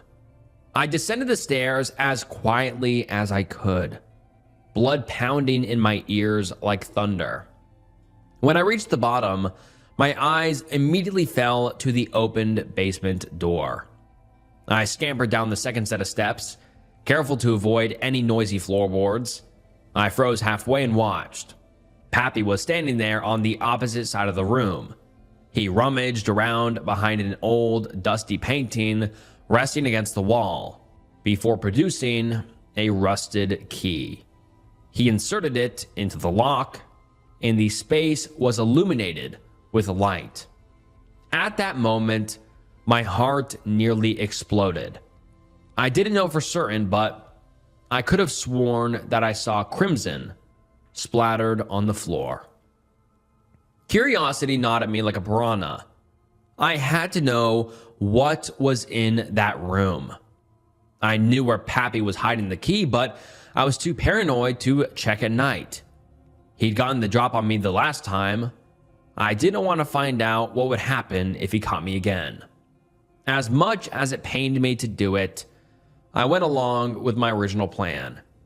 I waited until Pappy went to the store to make my move. Going to get milk. Be back soon, he grumbled to Grandma as he snatched his keys from the hook. Okay, be safe, she said, returning to the pie that she was preparing in the kitchen. That was my golden opportunity. I put down the newspaper that I'd been reading and opened the door to the basement as quietly as I could. My heart pounded with every tiny creak. Fortunately for me, Grandma's hearing wasn't the best, and she didn't pick up on anything out of the ordinary. I practically flew down the stairs. I was itching to know what was inside that room. I leaned the painting forward and retrieved the key. Turning to the door, the sign that Pappy had made was still there, looming over me like a sentry. My hand trembled as I placed the key in the lock and turned. This was it. Nothing could have prepared me for what I was about to witness. Dried blood caked the floor. A metal work table sat to my right with a wide array of tools. Pliers, hacksaws, hammers, their blades crusted in flaky crimson. At the far end of the room, I saw a corkboard.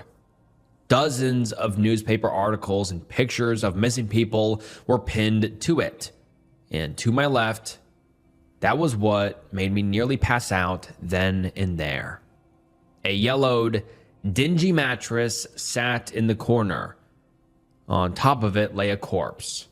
Maggots writhing in and out of every emaciated orifice.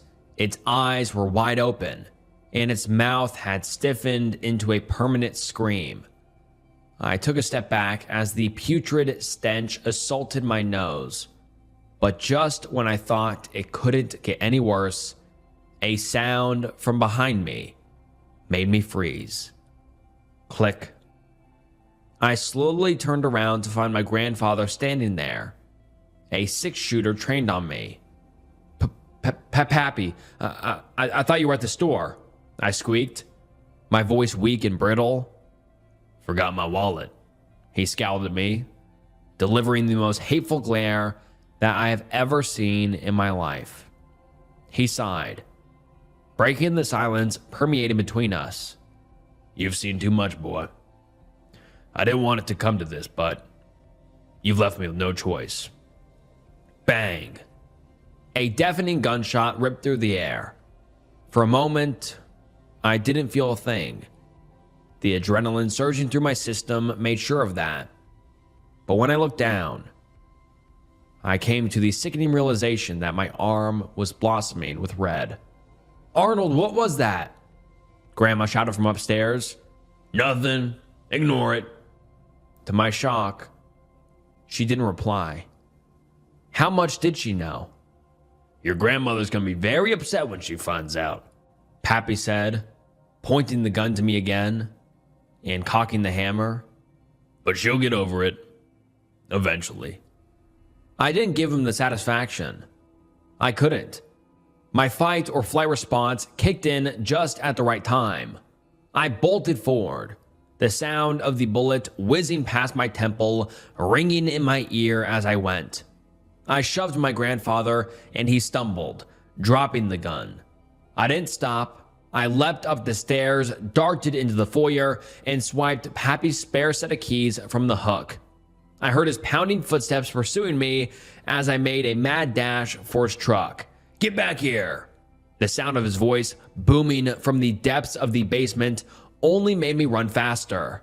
I crashed outside, unlocked the truck, and threw myself in the driver's seat. Pappy appeared in the doorway as I threw the vehicle into drive. Crash. I instinctively ducked my head as the left side mirror shattered. Pappy didn't try to shoot me again. He stood there as I floored it down the dirt road and far away from that house. I kept driving until I reached the nearest town. Fortunately, the bullet had only grazed me, so I wasn't in need of immediate medical attention. The police investigated my grandparents' house. What they found haunts me to this day. The bodies of my grandparents were recovered from the home.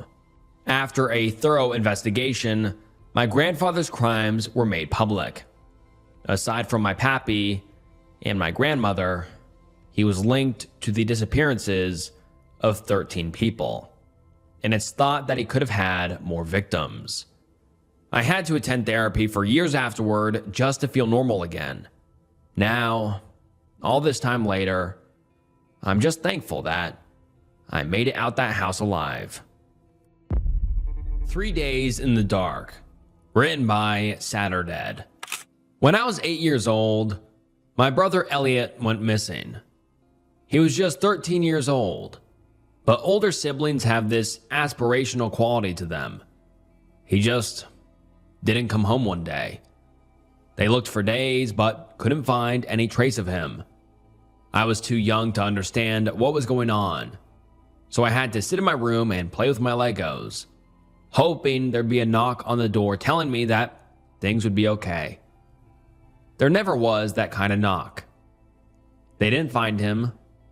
As days turned to weeks, the search party stopped. But even after everyone went home, I was still out looking for him. I'd take the long road home from school. I'd go down paths I hadn't checked. I had a crumpled up map in my pocket with circles around places that I knew we liked, and I was hell-bent on checking them all. People don't just disappear. It doesn't work like that. But after a while, there were no places left to check, no circles left to draw, and Elliot was still gone. Last thing he said to me was, "Later, Gator." I don't think you ever truly come to terms with something like that. Once you've run into an impossible question, you look for answers in everything. I got really into puzzles and brain teasers, not because it was fun, but because leaving unsolved mysteries could give me this immense sense of dread. I was a great student and one of the top contenders in the debate club. Again, not because I enjoyed it, but because I hated not knowing. When I got a little older, I started volunteering for search and rescue parties. I'd made myself known with local law enforcement and informed them that I'd gladly volunteer. I figured if I couldn't find Elliot, perhaps finding someone else's missing brother or sister was the second best thing. At the very least, it could help me sleep at night. I know there's a lot of people saying, "Get over it," but you can only get over it so much. I'm in my early 30s now.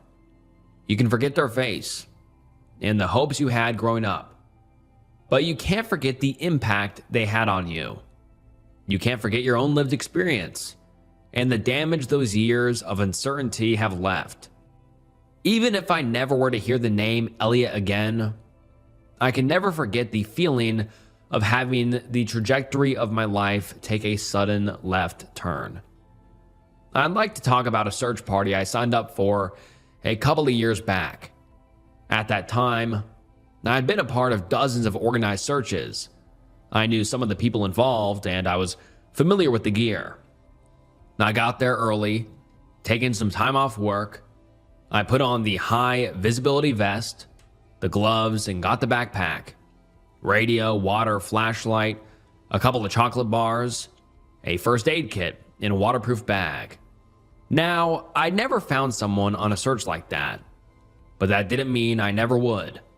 You must believe in the best case scenario. We weren't handed a GPS, which surprised me. Turns out we were going underground, so we were handed these filtration masks to protect us from harmful dust and dead air. The missing person was a 17-year-old urban explorer. I live in a city with a metro system, and he'd been exploring an abandoned station on the outskirts of town. The family had been notified of a social media post pointing at the approximate location, but the details were sketchy. To help with the search, power had been restored to this part of the tunnel. Most of the emergency lights were meant to last for years, so there shouldn't be too much of a problem getting around.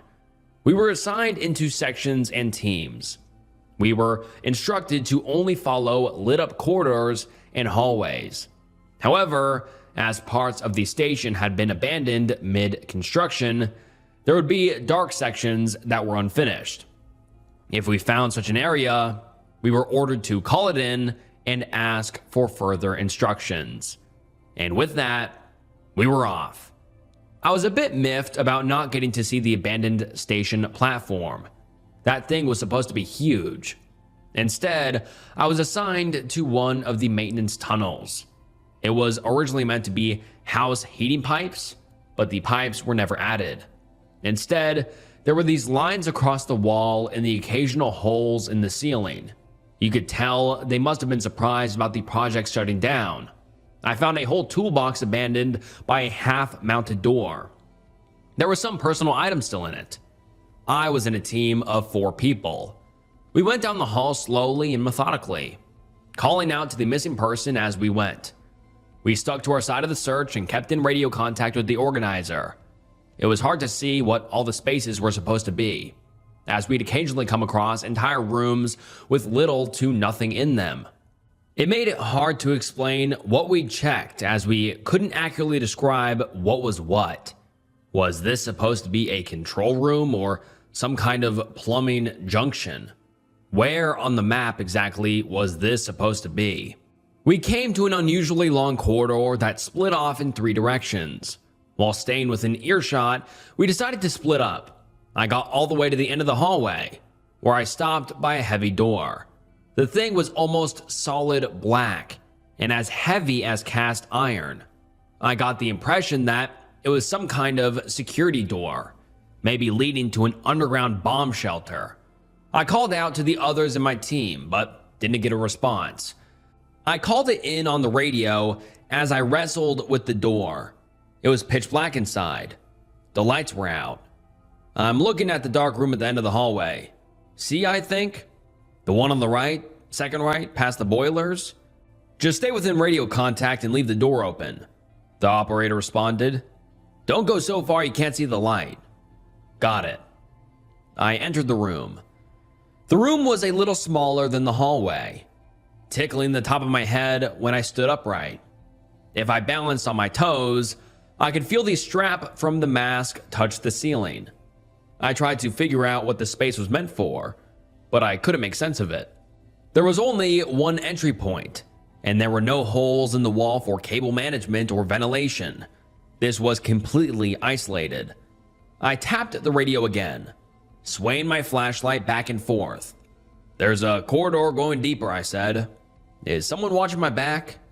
Yeah, there's someone right outside, the operator assured me. You go on ahead.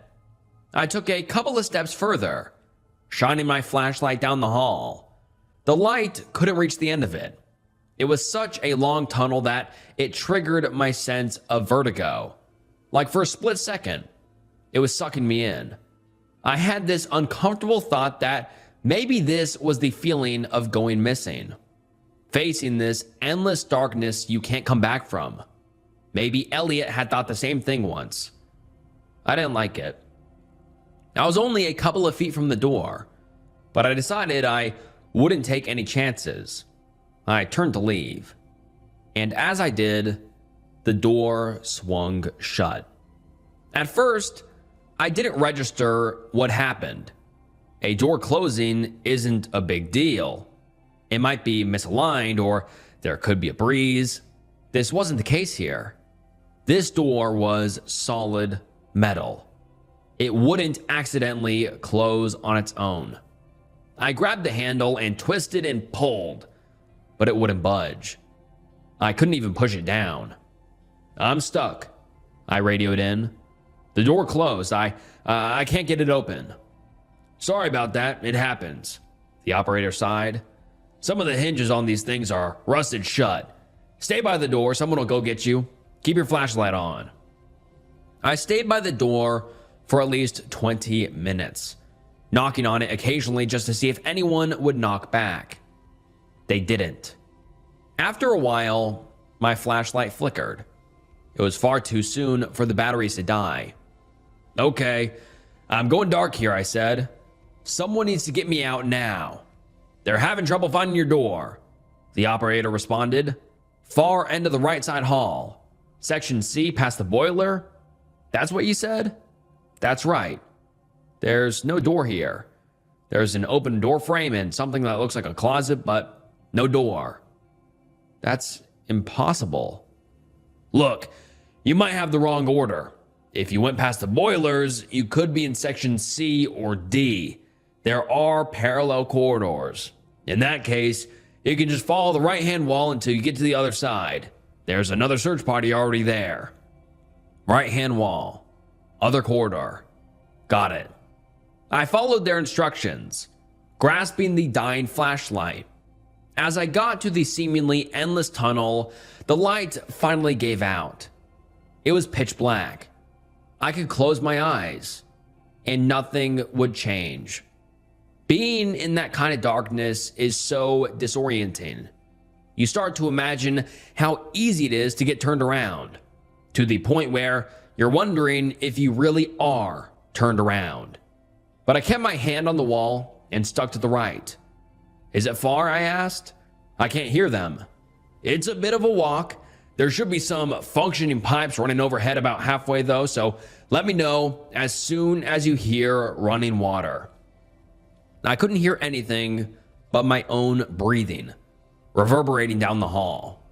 But if there was running water down there, I wouldn't miss it for the world. I kept my hand on the smooth concrete wall and continued a step at a time. You have to go slow, as even the slightest shift in elevation can send you crashing face first into the ground. When you're exposed to that kind of prolonged darkness, your head kind of fills in the blanks. You start to imagine what the space around you looks like. It plays tricks on you. For example, I started thinking I was running my hand across wallpaper instead of concrete. It was smooth enough that while walking, you might trick yourself. But if you're just using your fingerprints to see the world, you can imagine yourself in all kinds of places. My childhood home had a rough paper textured wallpaper. It didn't take a huge leap of imagination to pretend I was back there, sneaking up to use the bathroom in the middle of the night.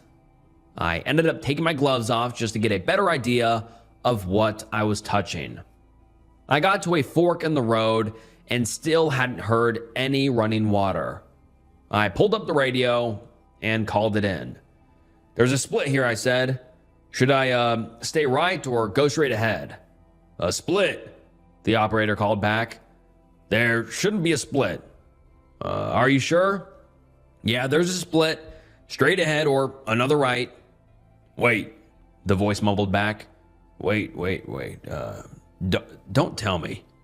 Is the ceiling really low?" "Yes."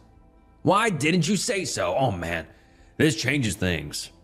I could hear them talking to someone in the background, forgetting to take their hands off the button.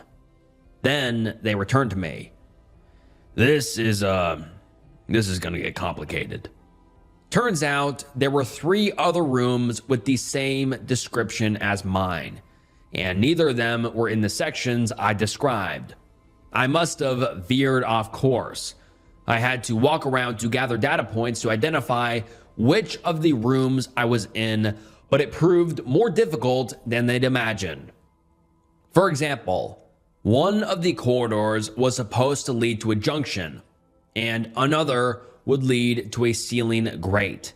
However, the room at the end of the corridor was incomplete, meaning we couldn't tell what it was supposed to be. I had to go deeper to figure out where I was. I would occasionally run into ladders, but they led nowhere. There were supposed to be entrances from the street, but these had long since been filled and paved. I still had to climb each one just to make sure they hadn't missed one. The mask on my face felt more and more oppressive, like my body was packed into a box. Despite being able to move my arms around, I could feel this claustrophobic stone building in my chest, hammering a counter tune to my increasing heartbeat. If I listened to it too much, I couldn't breathe. I pushed myself down another corridor, only to stop at a dead end. There was a round hole in the wall, just big enough for someone my size. That's good, the operator assured me. "That means there's space for heating. If my calculations are correct, that means you are in one of these 2 hallways. I need you to go inside." "No way." "It's going to tilt downward for about 5 feet and either go straight ahead or upward. If it goes upward, you can go straight to the top. I can have someone meet you right then and there. If it goes forward, you have to go ahead, then take a left, and then forward again. That puts you in the same corridor as me. Either way, you have to push through." I put one knee up and traced the edges of the hole. It was too small for me to crawl on all fours. I had to put my torso in and drag myself forward with the palm of my hands. The concrete was so smooth, I couldn't get a grip with my fingers, gloves or no gloves. My gear kept getting snagged on the edges. I stopped to have a drink of water and splashed a little on my face, psyching myself up. 5 feet, then up, or forward. That was it. I crawled in, inches at a time. I had to stay calm. If I tried to take a deep breath, I could feel my gear pushing against the walls. It didn't hurt, but it was this constant reminder of how isolated I was.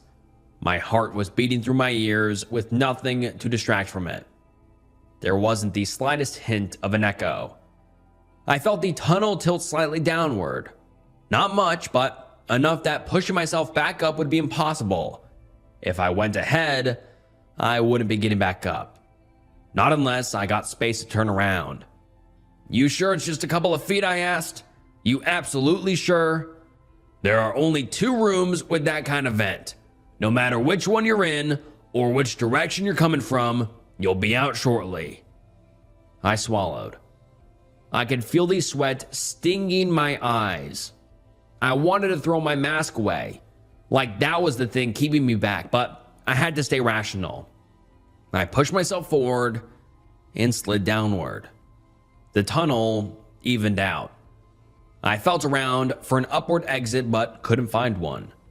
That meant we'd isolated exactly where I was, and I had to push forward. My palms were so dusty that I could barely get a grip.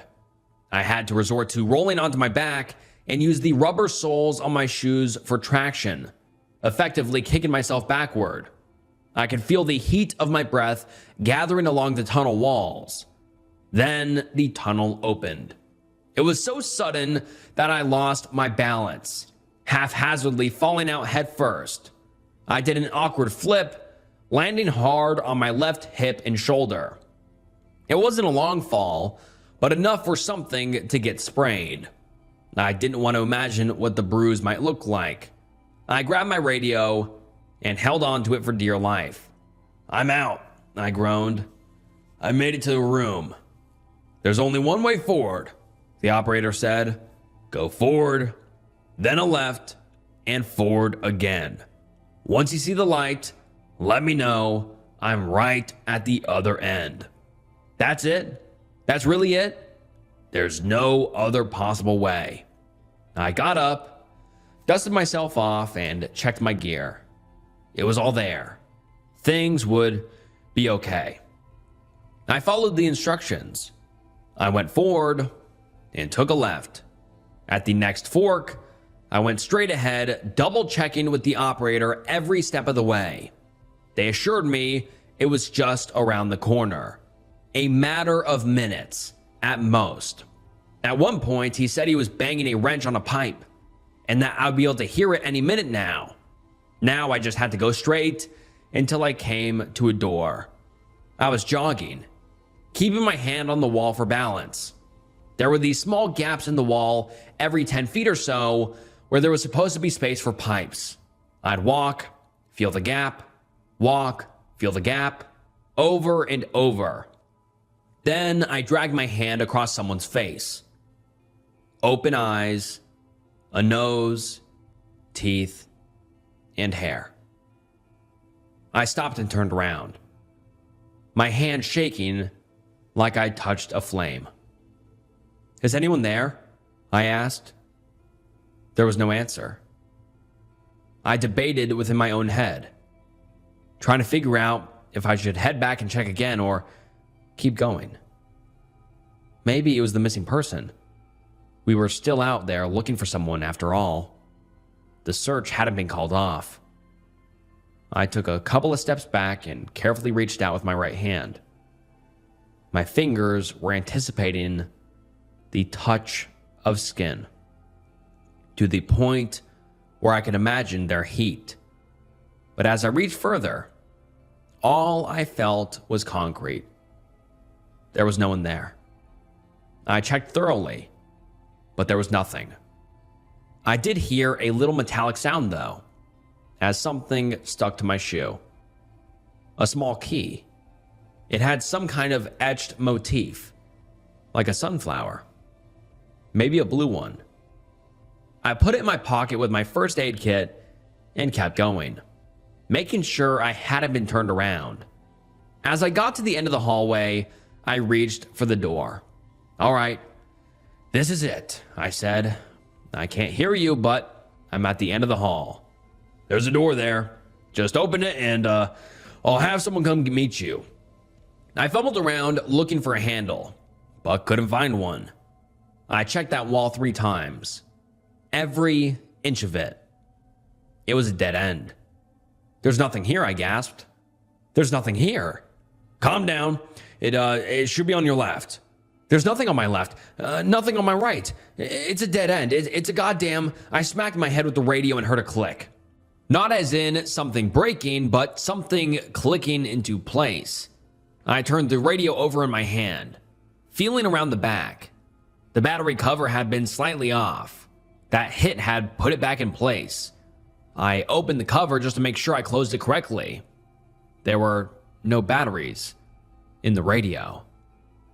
I double and triple checked. There were no batteries.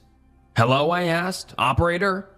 I held the radio up to my lips, clicking the receiver a couple of times. There was no sound, just the clack of plastic. "Hello?"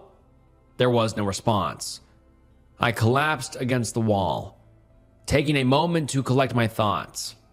It didn't make sense. The battery cover had been closed even when I smacked my head with the radio. I would have heard 2 batteries tumbling to the floor. I couldn't have lost them earlier, as then the operator couldn't have talked to me in the corridor. Something wasn't adding up. I swept my hands across the floor, checking to see if the batteries were there somewhere. They weren't. But I couldn't just sit in the dark and wait either. I had to do something. Try something. This was another puzzle to figure out. There is always a solution, and sometimes you just have to make the best of the hand you're dealt. By this time, I'd drawn a mental map. All these years of figuring things out had conditioned me to collect and preserve information. It was like recounting the alphabet backwards. I just had to follow a learned sequence. I decided I was going to backtrack and try to find my way back to where I started. I made my way back to the hole in the wall and climbed inside. The upward tilt would be difficult, but I was confident that I could make it. I crawled, holding my hands out, only to feel the tunnel dip downward. I stopped dead in my tracks, my mind spinning. This wasn't possible. I'd been crawling down. It couldn't possibly lead further down. I crawled a little further, reaching with a full arm. This couldn't have been where I came from. Were there 2 separate tunnels? That was the only explanation. I pushed myself all the way back out and couldn't find a second hole in the wall. I figured I must have been turned around somewhere, taken a wrong turn, went straight instead of right at a split or something like that. I had to slowly and methodically map out my surroundings, one room and hallway at a time. It's easy to second guess yourself in the dark. You have nothing to rely on but your thoughts and impressions, and those are easy to misunderstand. It can be challenging even in a familiar environment. Ask anyone who's had to go to the bathroom during a power outage. I was somewhere deep underground in an unmapped area without light or direction. I must have wandered for hours. I mapped out 2 branching corridors, leading to 3 rooms and 4 dead ends. There were no doors, and only 1 hole in the wall leading to a tunnel. And yes, I checked it again. It kept going downward. No, I didn't proceed that way. I ended up in one of the smaller rooms, rolling up my high visibility vest into a pillow. I drank some water, but saved some for later, and chowed down on a chocolate bar. The others were probably looking for me by now. I tried not to think about the radio. That was a piece of the puzzle that made my stomach roll. No matter how I twisted and turned that thought, I couldn't get it to make sense. If it was empty all along, I was the problem. If it wasn't empty until that last click of the battery cover, there had to be batteries on the floor. I couldn't find any, but that didn't mean there weren't any. And yet, I didn't have a clear answer. I ended up spending the night down there. It's difficult to sleep in that kind of darkness. After a while, You don't know if your eyes are open or closed. You don't know if you're sleeping or not. The barrier between imagination and reality is paper thin. And you start thinking about whatever you dream about is really there. There could be someone in the room, just inches away, and I would have no way to know for sure. It was the first time in many years that I thought about Elliot. Not just the reality of him going missing, but him as a person. I imagined what he might have felt like during those last few hours or days. Had there been someone with him, or had he faded away in the dark? He and I had always been very similar. Chances are, we would think the same thing in the final moments. And if this was one of my final moments, I was scared. He would be too. I tried not to think about it. There was no way to know for sure. And imagining the worst wasn't helping anyone. He could have run away, eloped with a pretty girl, and lived in some hippie coop. He might resurface in 20 years. You can't tell the future. But somehow, a part of me felt like it knew. It knew he'd gone someplace dark, where he would never come back. Maybe it was the next day, or just a couple hours, but at some point, I got up. I decided I was going to check the tunnel again. There must have been some kind of misunderstanding. I drank my last gulp of water and followed the map in my mind. The layout was different. There were more rooms and shorter corridors. If you took two lefts, there were a couple of stairs. There was a larger room with a rounded floor for draining liquid. I would go down the same hallway twice, and I could swear it was different lengths. I would count my steps and end up with the same result. But one would take a minute to pass, and the next it would take 2. I felt like I was losing my mind. Every time I tried to make clear sense of that place, it seemed to shift and change, like it wasn't finished, in more ways than one, like an approximation of space and dimension. After my third pass around the same rooms and still not making any sense of it, I took a break. I was leaning back, tapping the back of my head against the wall, as if trying to dislodge a good idea. Instead, I picked up the radio, clicking the receiver, and turning the dials. Now it was just a plastic brick. No better than a paperweight. I checked the back, unlatching the battery cover. Still empty. Then, a noise. There's a way out, you know. The crackling voice came from the radio, but there was something about it that resonated with me, like the reverb was tickling the back of my mind. "You're not real," I mumbled. "I'm hallucinating."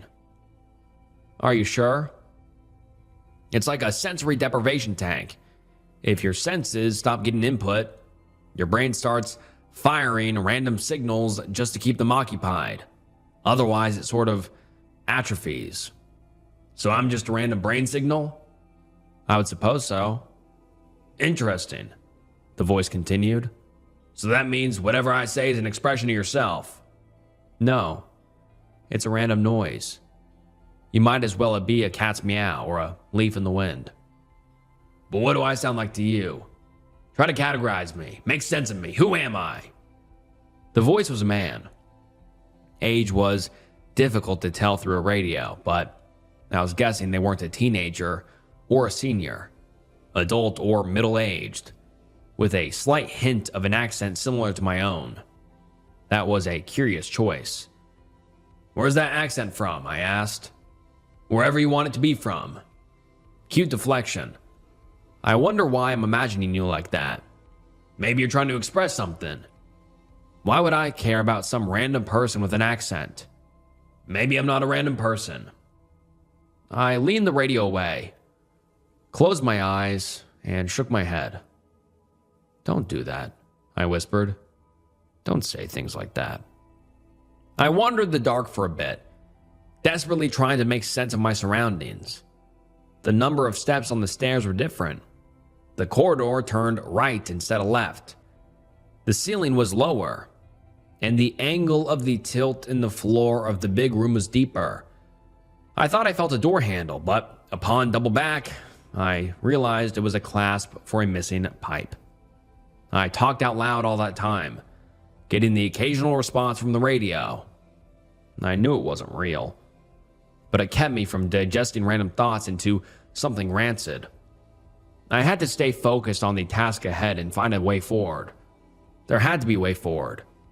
There's no such thing as an impossible space.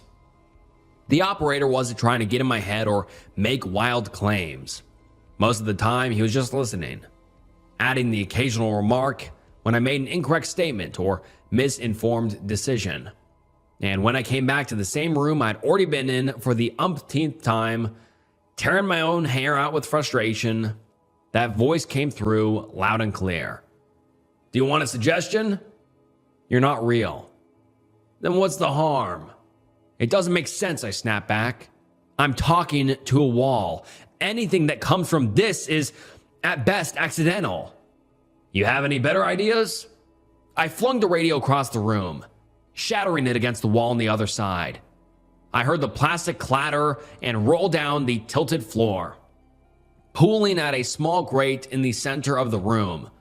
Some of the smaller pieces trickled through.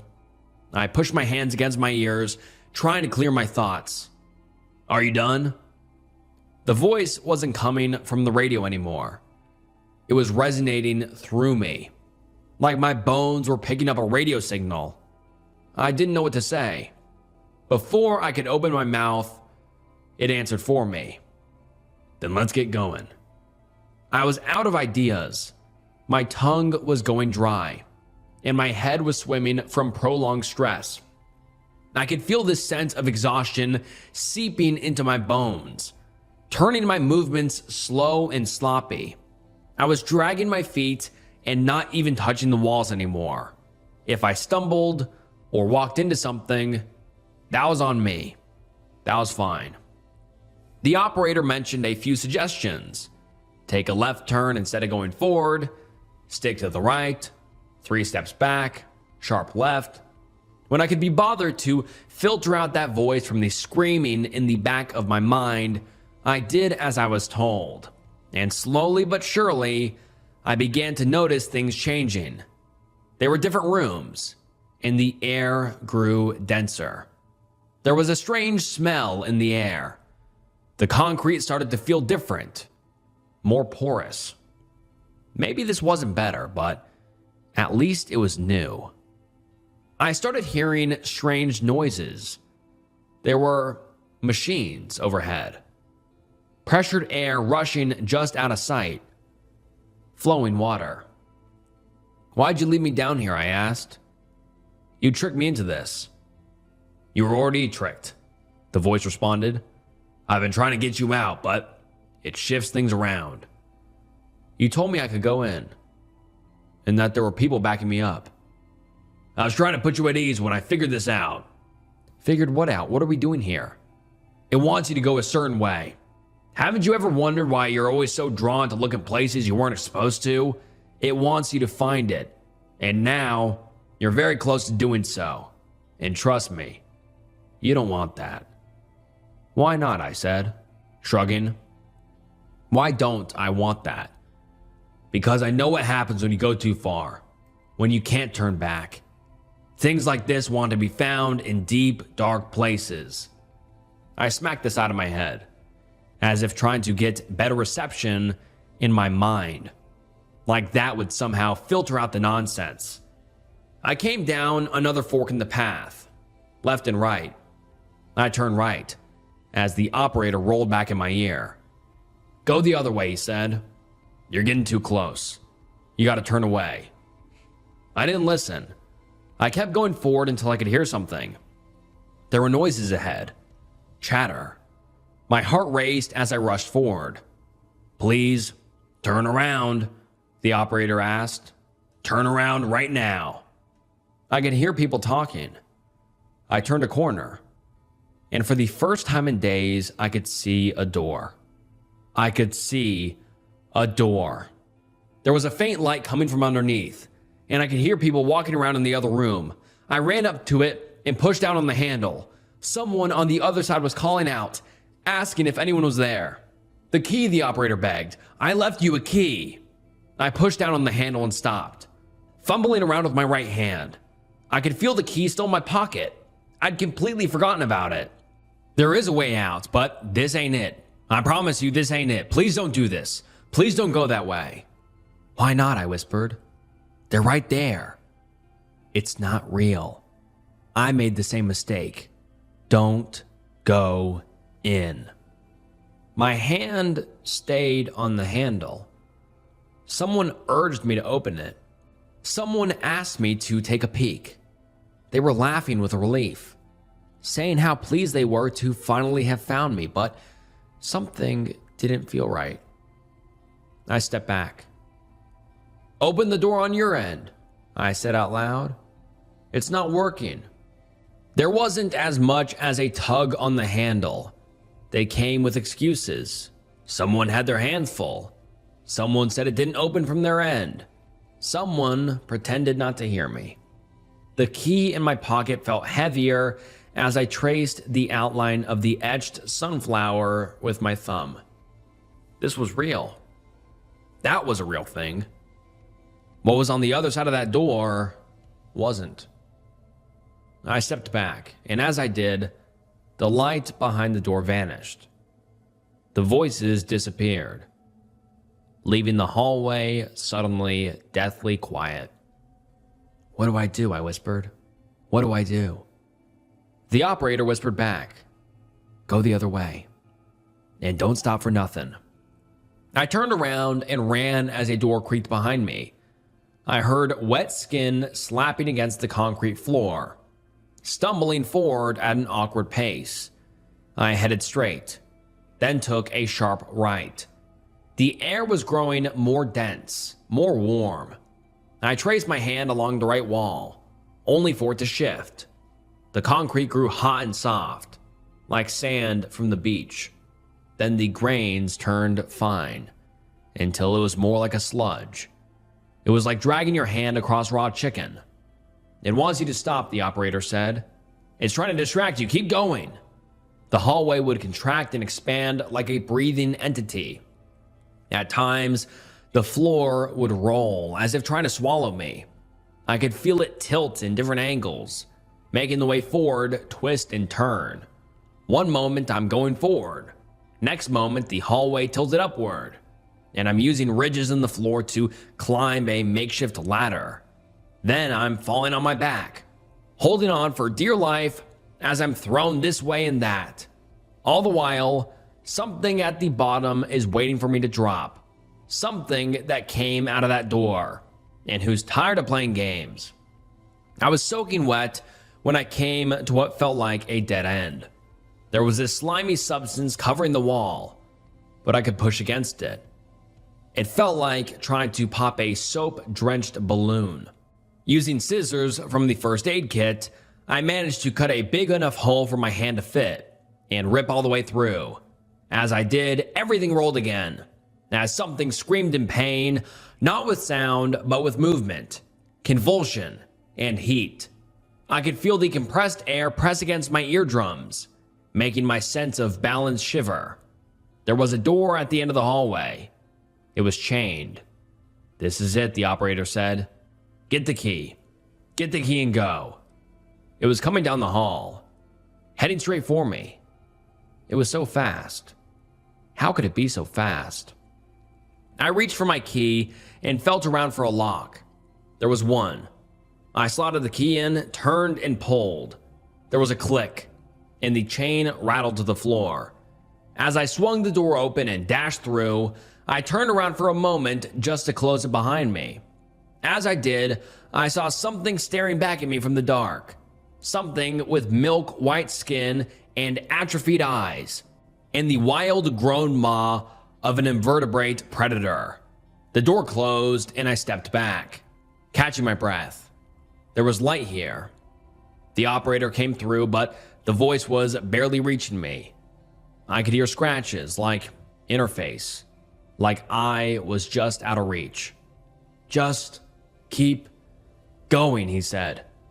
Not far. Got it from here. What about you, I asked. Are you still in there? Went the wrong way. I paused for a moment, looking back. The light was faint, but my eyes were still adjusting. I couldn't focus. Is that you, I asked? I mean, really you? There was a short pause as the world came into view. The operator thought about it for a moment, then sighed. Is what it is, he said. Later, Gator. I followed the sound of machinery and wandered straight out onto the platform. Early commuters saw me wandering out of a maintenance tunnel, and I was approached by a janitor. I wasn't making any sense at that point. When law enforcement came to pick me up, I was delirious. It took them hours to identify me, and I was of little help. I'd been wandering down there for almost 3 full days. I was dehydrated. They had found the missing urban explorer and shifted their rescue attempt to me, trying to figure out exactly where I'd gone off the beaten path. No one managed to find the black door that I was describing, or the corridor where it was supposed to have been. Retracing my steps seemed impossible, as nothing was the way I described it. They couldn't explain what I'd experienced. My clothes were covered in a thin layer of hydrochloric acid and potassium chloride in a mix similar to gastric acid, like I'd been walking through a massive diluted stomach. There were interviews, questionnaires, and even a short article in a local newspaper. Most wanted to talk about the fear of being lost in the dark and what it does to your mind. It lost its novelty after about a week, and I was back at work like nothing happened. I still do search and rescue on a volunteer basis sometimes. I'm a bit more careful, sure, but you can't change what you are overnight. And yet, I think something has changed. I'm asking different questions nowadays, and I'm not sure I want an answer. I can't say for sure what I was doing during those 3 days, or what I experienced, but I know what I heard. I know I wasn't alone. And in those rare moments where I think it was all some fake, made-up nonsense from the back of my mind, I look into the top drawer in my nightstand. That's where I keep a small key with an etched sunflower that someone left for me in the dark. If you find a painting of your childhood home, do this before it ruins your life. Written by Sunhead Prime. That's my childhood home. I wasn't turning down the street I grew up on. I wasn't standing near the large oak in the front yard of the house where I'd lost all my baby teeth. I wasn't sitting inside the kitchen where on my 15th birthday, I accidentally dropped the cake my mom had baked, which made my family laugh so hard that we shed tears. No, I was holding an oil painting at a Goodwill on the other side of the country. That can't be possible, my husband said. It can be possible, Parker, because I'm holding the flipping painting and I'm telling you. 1, language. 2, can I say something without you jumping down my throat? Parker asked, his voice even. Yes, I said. Is there an outside chance that this just looks like your childhood home? I mean, you grew up in the burbs. A lot of cookie-cutter homes, no? I hated to admit he had a point, but as I stared at the house, I couldn't come around to that line of thinking. This was my house. Hell, the roses in the flower beds were the same size and color as I remembered them. No, I mean, you and you're not off base. But dude, this is my house. I pointed at the porch. I broke that railing trying to do a ballet spin and fell into the bushes. You missed 2 left feet? Senorita trips a lot? Tried to do a ballet spin? To be fair, I did the spin. I just didn't stick the landing. A minor detail in the world of dance. The landing part. I landed on the bushes right there, I said, pointing to the painting. Hold on, I have to send a photo to my mom. Does she have old house photos? Of course she does. You've met her, right? I had Parker hold the painting and I snapped a few pictures. I sent them over to Mom and asked if she had a photo to compare it to. The message came back a minute later. OMG, that's our house. Weird. Another ding brought us a house photo. It looked exactly like the artwork in my hand. I showed Parker. Christ, he said. That's it. Told you. That's wild. Is it a print or a real painting? I ran my hand across the art. There was a palpable texture to the brushstrokes. Sometimes, a print may have varnish applied to give the impression of a brushstrokes. This wasn't that. I think this is real, but let me check something else, I said, walking toward the wall of ugly lamps. I turned on a lamp and held the painting in front of the bulb. Some artists will draw the picture first in pencil before painting. Sometimes, you can see those marks when you hold it up to the light. Staring at the oak tree in the painting, I saw graphite streaks underneath. It's real, I declared. Who painted it? A slash of red paint in the corner mimicked a signature. But Parker and I stared at it as if it were written in Monone Linear A. Parker traced the paint with his finger, forwards and backwards. The first name may be George or Jeff. I think George. Look at how it flows. He retraced the letters and it made sense to me. Okay, so what's the last name? Hell if I know. I tried Parker's finger tracing. It felt like I was tracing a line drawn by someone with too much caffeine in their system. These didn't seem like actual letters. Might be Moffat? A soft voice said from behind us. We turned and saw that a Goodwill employee had materialized. She was a short, frail-looking elderly woman with a hairstyle that resembled a well-constructed cumulus cloud in both color and shape. Moffat, I said. I think that's an M, she said, pointing to two humps. Then it kind of circles into an O, and the double Fs. The I and T are somewhat stylized, I think. Artists being artists. I looked and, yeah, it kind of looked like Moffat. I can see it. George Moffat, you think? I do. Beautiful place, don't you think? Yes, I said. It looks exactly like the house I grew up in. I showed her the photo my mom sent. How strange, right? I grew up across the country. Why is this even here? When I was younger, there was a company that would paint your home for you. Painters, Parker deadpanned. Ignore him, I said. He doesn't know how to act in public. She laughed. I understand. I have one just like him at home. That's why he's at home. I laughed. You're teaching and I'm taking notes, ma'am. Anyway, they would come paint portraits of your house. It was a thing for a few years. This looks like one of those. There may be a company name on the back, under the frame. I flipped the painting over and gingerly removed the frame. Sure enough, there was a small, faded sticker that read Cozy Home Portraits Company. There wasn't any other information. I made an impressed noise. Huh, look at that. Have a jumping off point to find out what this is all about. Thank you so much. Marge. Marge, thank you. Sorry again for this guy. Marge, please forgive me. You're a gentlewoman and a scholar. Marge leaned into him and nodded at me. You're punching above your weight with her, kiddo. Keep her happy. Parker laughed, wrapped his arm around my hip, and pulled me in for a hug. Marge, that's the best advice I've received from a Goodwill employee. If only your barber had given you good advice, you could have avoided that haircut. I burst out laughing. Parker did too.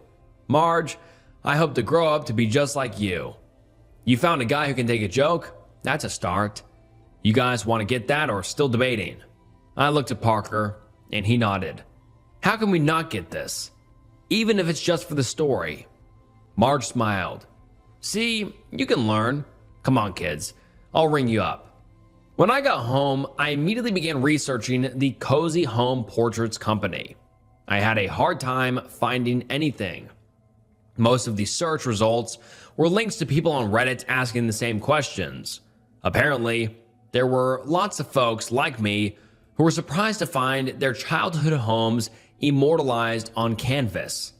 One commenter said something that stuck with me. "Parker, listen to this," I said, reading the post. "My mom says she remembers someone approaching her and asking if they could take a photo so they could paint the house later. She told them no at first, but they said they'd do it for no cost. Mom agreed and assumed she'd get the painting at some point, but she never heard from the company again." What's the next commenter say? "This sounds fake," I read. Kind of a dickish response, no? "It's Reddit," he said, shrugging.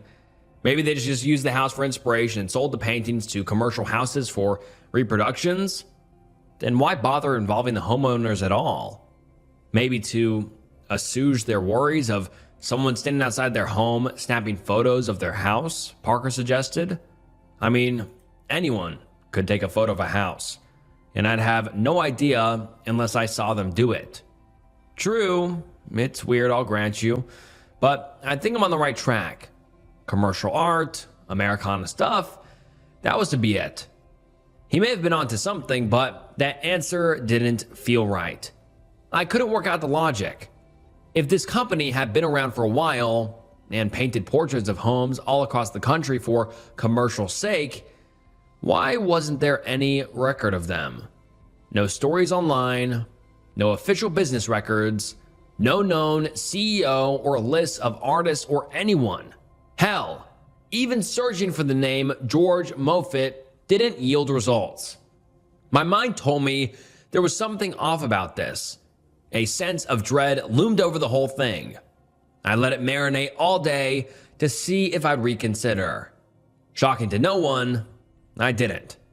I told Parker as much as we got ready for bed. "You're reacting that way because of what's happening in the world right now," Parker said, yawning. "There are real evil people out there, and they aren't painting pictures." "The mustache man painted pictures," I said. He gave me a deadpan stare. You know what I mean. I just can't let it go. It's odd. Odd that it was done at all. Odd that it traveled all the way out here. Odd that I found it. Odd stacked on odd stacked on odd. Turtles all the way down. "What?" I said, crinkling up my face. "What do turtles have to do with anything?" He laughed. "Nothing. Just a dumb expression." He yawned again. "Why is this bothering you so much? Some random company painted and sold pictures of my childhood house with no one knowing about it? It's odd," he said with a smile. "Very. It's just not sitting right with me." Parker yawned for a third time. "My melatonin is kicking in here. Get some rest and see how you feel in the morning. Maybe call your mom, see if she has a story to tell. She might know something." He didn't wait for my response. Instead, he rolled over, shut off the lamp, and turned on our sound machine as digital thunderstorms rolled into our bedroom. I lay down on my pillows, but didn't fall asleep. This whole thing smothered my thoughts as much as my weighted blanket did my body. I would call Mom tomorrow, see what she knew, if anything. I heard light snores coming from Parker's direction and sighed. That man could fall asleep even if the house was on fire. I flipped on YouTube, found something to help me sleep, and closed my eyes. Or would've, if I hadn't seen our front porch light turn on. A cold touched my brain and froze the rest of my body. The light going off didn't mean a prowler was trying to jimmy open our lock. It could have been a bug flying too close to the sensor or a sleepwalking squirrel. Improbable? Sure, but they were better than the alternative. I didn't want to wake Parker, but I also wasn't keen on investigating alone. While I was debating getting out of bed, I heard a noise in the kitchen. That made the decision easy. I elbowed Parker. "What?" he asked, his voice a blend of exhaustion and annoyance. "Our front porch light went off," I whispered. Raccoons tripping the light, he said. Not worth waking me. I know, but I heard someone in the kitchen. His eyes zinged open. In a flash, he was on his feet and grabbed the bats we kept near the bed. He quietly inched along the wall until he got to the bedroom doorway. He peeked out and scanned the room before turning back to me and shrugging. I pointed to the kitchen again before popping up and joining him on the wall. Parker wasn't pleased. He told me, not in words but vigorous nods, to go back to bed and wait. I didn't. He gave in, and we made our way out of the bedroom, me walking directly behind him like some backwards waltz. I saw nothing. That went double after Parker slammed his hand on the switch, flooding the room with light and damn near blinding me in the process. I let out a painful yelp and covered my eyes to adjust. I heard Parker sigh. We're good, he said. Nothing in here. You gotta tell me before you do that, I said, finally checking out the room. Everything initially looked at washed out. I'm nearly blind. I wanted the element of surprise, Parker said. You achieved it, I said. All I see now are a bunch of little diamonds everywhere. He walked into the kitchen. Your intruder is nothing more than a fallen salt shaker, he said, holding up the culprit. Oh. Like I said, a raccoon probably tripped the light. I'm going back to sleep. You should too. He walked past me, patted my ass, and headed back to bed. I was about to join him when my eyes landed on the painting. I walked over to it and stared.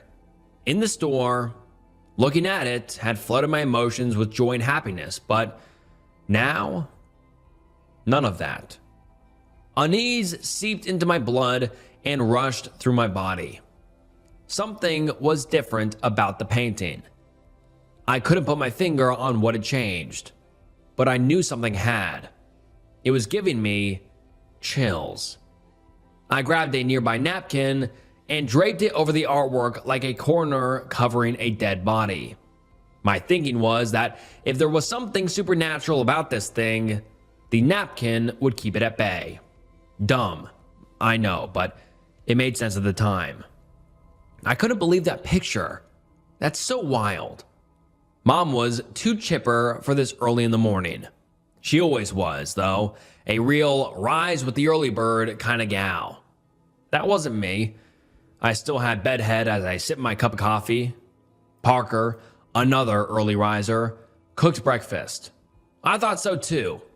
Someone told me a company used to go around and paint pictures of homes. They'd ask the homeowners beforehand. Any memory of that? Not that I can remember. Back then, it was mostly your father who spoke with salesmen. I found them unseemly. I can't imagine he'd allow someone to do that. Rest his soul. Yeah, Dad was pretty private. We had a neighbor who was a painter, though. Carl. No, that wasn't it. Craig. Yeah, Craig. Oh, goddamn, my ancient brain. Bonnie, don't get old. It's hell. I'm not trying to. It's why I do my nightly skincare routine. It's intense, Parker added with a smirk. What was his name? It's been years since I thought of him. Craig Morris? Something like that. He didn't live near us for long. Dad didn't like him. At all. Why? Craig was the human equivalent of a popcorn kernel stuck in your teeth. Irritating. He rubbed your father the wrong way. I don't remember Dad talking about him. He didn't around you, but with me, oh boy. Craig used to walk by the house all the time, always whistling Pop Goes the Weasel for some reason. He'd stand too close when he talked to you. He'd leer at me when I was outside hanging laundry on the line.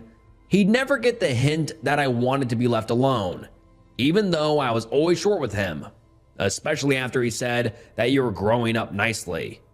Gross, I said. I was 10. Like I said, he was a weirdo. But again, most artist types are, I suppose. Remember your Uncle Walter? Made those ghastly papier-mâché skulls? They used to be all over his house. It was like walking into some cannibal's hut whenever we'd go over there. But he was good at making them. Who'd want them is another thing altogether. He gave us one, and I made your dad keep it in the bag in the garage. Don't bring that ghoulish shit in my house. As my mom rambled about skull shapes like a Victorian phrenologist, a thought came to me. I looked down at the painting and traced the painter's name. Mom, could his name have been Craig Moffett? Parker looked over at me. I nodded down at the painting and traced what I thought the letters were with my finger. He hit his forehead with the spatula and shook his head. Oh my God, yes, that was it. Craig Moffett. God, what a blast from the past. He really was a weird little freak of a man, my mom said, laughing. He used to wear these tiny little shorts, and he did not have the legs for it. Looked like two toothpicks stuck in an orange. Mom droned on a little longer, but provided nothing of substance beyond Craig Moffett's horrid legs. But she'd given me some new information. The artist's real name. As soon as I hung up, I grabbed my laptop. Craig Moffett, not George, Craig. I see it now, Parker said. We should have never trusted Marge. Didn't like the cut of her jib. Babe, her jib was flawless, I said. Turning to the painting. Her eyes, not so much. To be fair, we all agreed it was George Moffett. There's Craig Moffett. I turned the computer around and showed a web page dedicated to his art. Parker leaned down to get a closer look. His legs do look like toothpicks stuck in an orange. Rolling my eyes, I turned the laptop back to me and clicked on the man's About Me page. It was illuminating. Craig had quite the little career. He'd worked for a few newspaper outlets, a few magazines, some ad campaigns. His stuff was good. There was a list of known works. There are a few house paintings listed here. It has to be him. Has anyone mentioned how odd this is? Parker said with a sly smile. It's catching on. Maybe he saw your home as a happy family home and wanted to capture it for that company. Is there a contact page? There is, I yelped. I read the page out loud. If you have questions about Craig or his work, please feel free to reach out here, I said. That's great. You can email him and ask directly. Moffett Estate at Moffett website, I read. Shit. He's dead. That shouldn't matter. Maybe the guy who runs the estate can answer your questions. I nodded. It was worth a shot. I started composing a message, and Parker went back to breakfast. I glanced at the artwork on the table next to me. Something about it picked at my brain. Hey, I meant to ask. Have you been watching professional wiffle ball games on our YouTube? Oh yeah, I've started tuning in on games after your melatonin kicks in. Puts me right out. Uh-huh. Are you a wiffle ball fan? No, I said, laughing. I just happened to come across it one night and I fell asleep like 10 minutes into a game. It's better than Ocean Waves. Which game was it? Rhinos against the Storks? Oh man, those two teams hate each other. Storks have won the last 3 series behind Dustin Braddock's nasty banana ball. I stopped speaking because I could feel Parker's smug smirk on his face. I looked up and caught it with my own eyes. Not a fan. What the hell is a banana ball? Ping! They emailed back to already, I said. What the hell? Maybe there isn't a lot going on at the Moffett Estate. Hi, Craig Moffett was my father. He did several pieces of local homes during that era. I would love to discuss this with you. Can we set up a call? So there clearly isn't a lot going on at the Moffett Estate, Parker said. I'm going to say yes. I think I have to, if for no other reason than my own sanity. Go for it. I can be there for the call if you need me. So I set up a call with the estate for later that day. Hopefully there'd be some information that I could use to stop the itch in my brain. Parker served me breakfast before we got ready to head out to the gym. You never told me what a banana ball is, he said, placing the plate in front of me. It's a sidearm slurve, a strikeout pitch, nearly unhittable in Braddock in his own game. Parker gave me a quizzical look. I sighed. Not a fan. After Parker had left for the gym, I went back over to the painting. It was still sitting in the last place I had left it. Still had the napkin over it.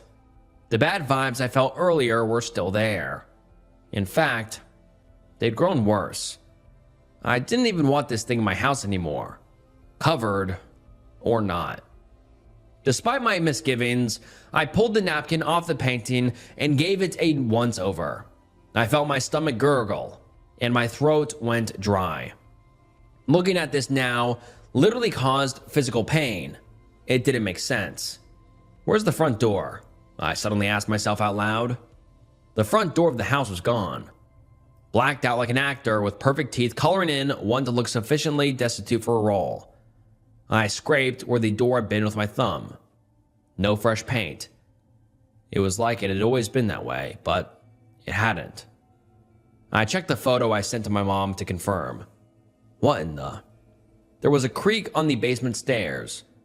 There very much shouldn't have been a creak on the basement stairs. The basement was home to nothing but dust, Christmas decorations, and my ugly childhood couches we didn't have the heart to throw away. Since none of those things can walk, this made no sense. I tiptoed to the knife block and pulled out a butcher knife. With my phone in my free hand, I used my nimble thumb to unlock it. I was ready to dial 911, but as I stared at my reflection in the knife blade, I questioned whether I was prepared to stick it into another person. I wouldn't know that until it came to that moment. I very much prayed that wouldn't happen. Another creak. Near the top of the stairs now. It was getting closer. I flexed the grip on the knife. I tried to control my breathing, but couldn't. Turns out all that woo-woo TikTok relaxation breathing stuff was just bullshit. My heart was thumping like an angry jazz drummer's long-awaited solo. I felt sweat drip down my neck. Something flickered on the painting. It momentarily took my eyes off the basement door. Like last night, I initially registered nothing different. Then I noticed. Through the window of the living room, it looked like someone had turned on a light or lit a fire. Splotches of yellow and orange paint filled the window frame. The jingling of the basement door handle snapped me out of the trance. My palms were sweaty. My legs swayed like bamboo in a strong breeze. I gathered all my remaining strength and yelled out, "Hey, stay away from me." I wanted to say more, but overwhelming fear shut me up. The jiggling stopped. Relief. My hectoring worked. For about 2 seconds. The basement door cracked open. There was a ghostly pale face staring back at me. That was when my brain firmly decided whether I was a fight or flight kind of gal. I was flight. Fuck this. I dropped the knife, which clattered on the tile like that drummer hitting the hi-hat, and sprinted towards my front door. I yelled gibberish the entire time, tears streaming down my face, and blasted out of the door. My fingers hit send on the call, and seconds later, an annoyingly even-keeled 911 operator connected me with the police. Parker returned home before the police arrived. He found me sitting inside my locked car. Before he could crack a joke, he caught sight of my face. I've been crying and could feel how puffy my eyes were. Concentration crossed his face. I rolled the window down. "Get in the car." He did. I explained everything to him. He was astonished. He was confused. He grabbed my hand and held it steadily as I went over everything, pausing occasionally to sob like a child with a skinned knee. When I was done, he asked why I didn't leave right away. "Who do you think you are? Rambo?" I laughed. I need that. For a few seconds I was, then I wasn't. I wasn't even Gizmo pretending to be Rambo. He gave my arm a loving squeeze. "If it'll help you calm down, we can watch some pro wiffle ball tonight. I hear the rhinos are playing the turkeys." "Storks," I said. "But they are actually playing the habaneros tonight. Gil Foss is looking to debut his chili ball pitch." He leaned in and kissed my forehead. "But you're not a fan." "I'm not." A knock on the window caused me to scream. The cops had arrived. If they were curious why we were sitting in our car, they kept it to themselves. I relayed what happened, and they said they'd go into the basement and check it out. 15 minutes later, they came walking out. "We didn't see anyone down there," the cop said, "but to be fair to you, your basement gave me the heebie-jeebies. Great, I said. I know it's not what you wanted to hear, but it's the truth. On the plus side, I haven't seen that love seat since I was a kid. Want it? It's better left to the past. You two have a nice day. We watched them leave. Parker turned to me. You okay? No, and I won't be until I go into the basement myself. What? Why? I can't explain. Something is drawing me there. It sounds crazy, I know, but I feel it in my bones. Parker saw the determined look in my eyes. This was going to happen. Had to happen, he sighed. Want me to go in first? Yes, I said. Are you actually going to wait for me in there or follow right behind me? We both know the answer for that. Resuming our reverse waltz, we went back into the house.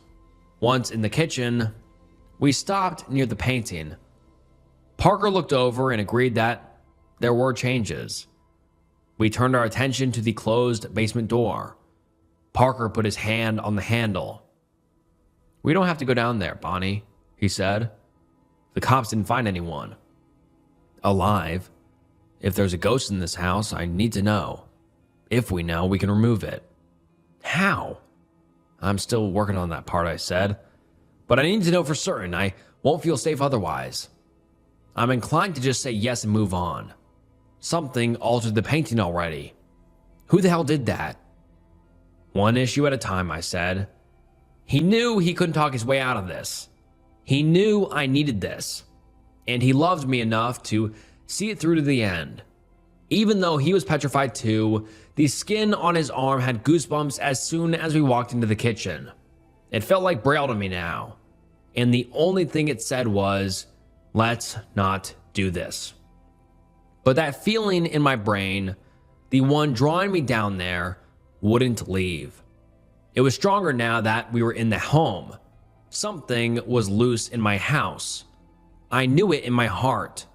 Whatever it was, I needed to keep it from roosting in my new home. Let the ghosts live in the past. Leave my future alone. Parker gripped the handle, sighed so loudly it was heard 2 towns over, and opened the door. The stairs led down into the dark of the basement. The floor around the landing was the only thing visible. In the abstract, it wasn't anything. Right now, though, horrifying. Parker found the light switch, illuminating the rest of the space. So far, so good. We took our time walking down the stairs, creaking along the wooden stairs one step at a time.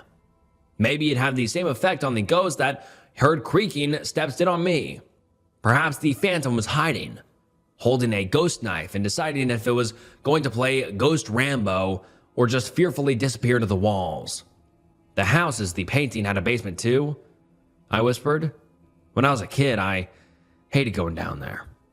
Any time of the day, just didn't feel natural, you know?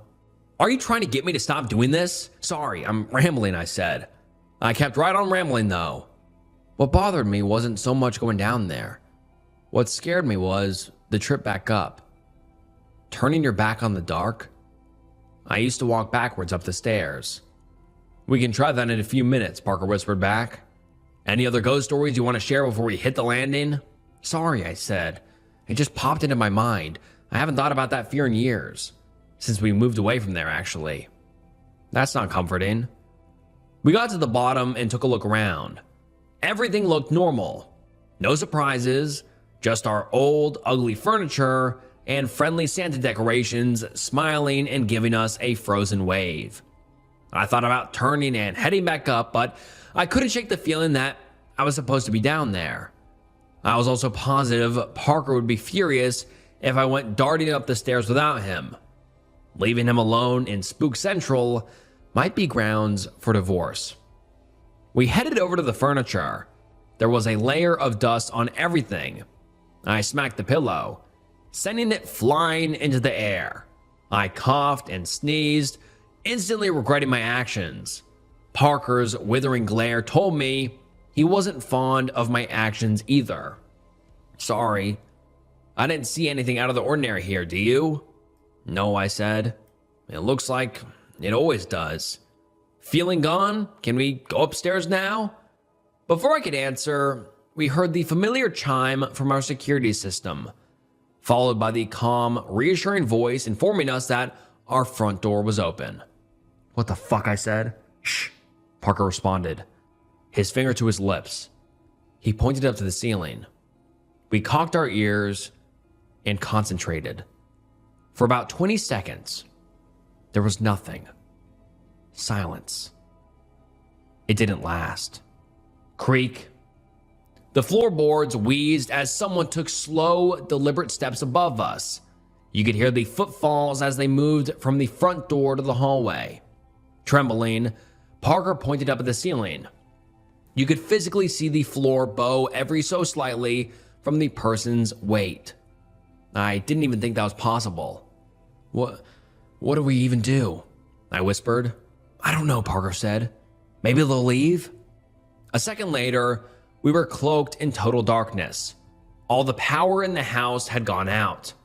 The only light came from the sunlight streaming in from the open door at the top of the stairs. It wasn't much, but it was a beacon. Our lighthouse. Our way home. Let's is all I was able to say. Someone upstairs ran down the hall, through the kitchen, and to the basement door. They slammed it shut, plunging us into instant midnight. I wanted to scream, to yell so loud it'd shake the heavens, but I couldn't.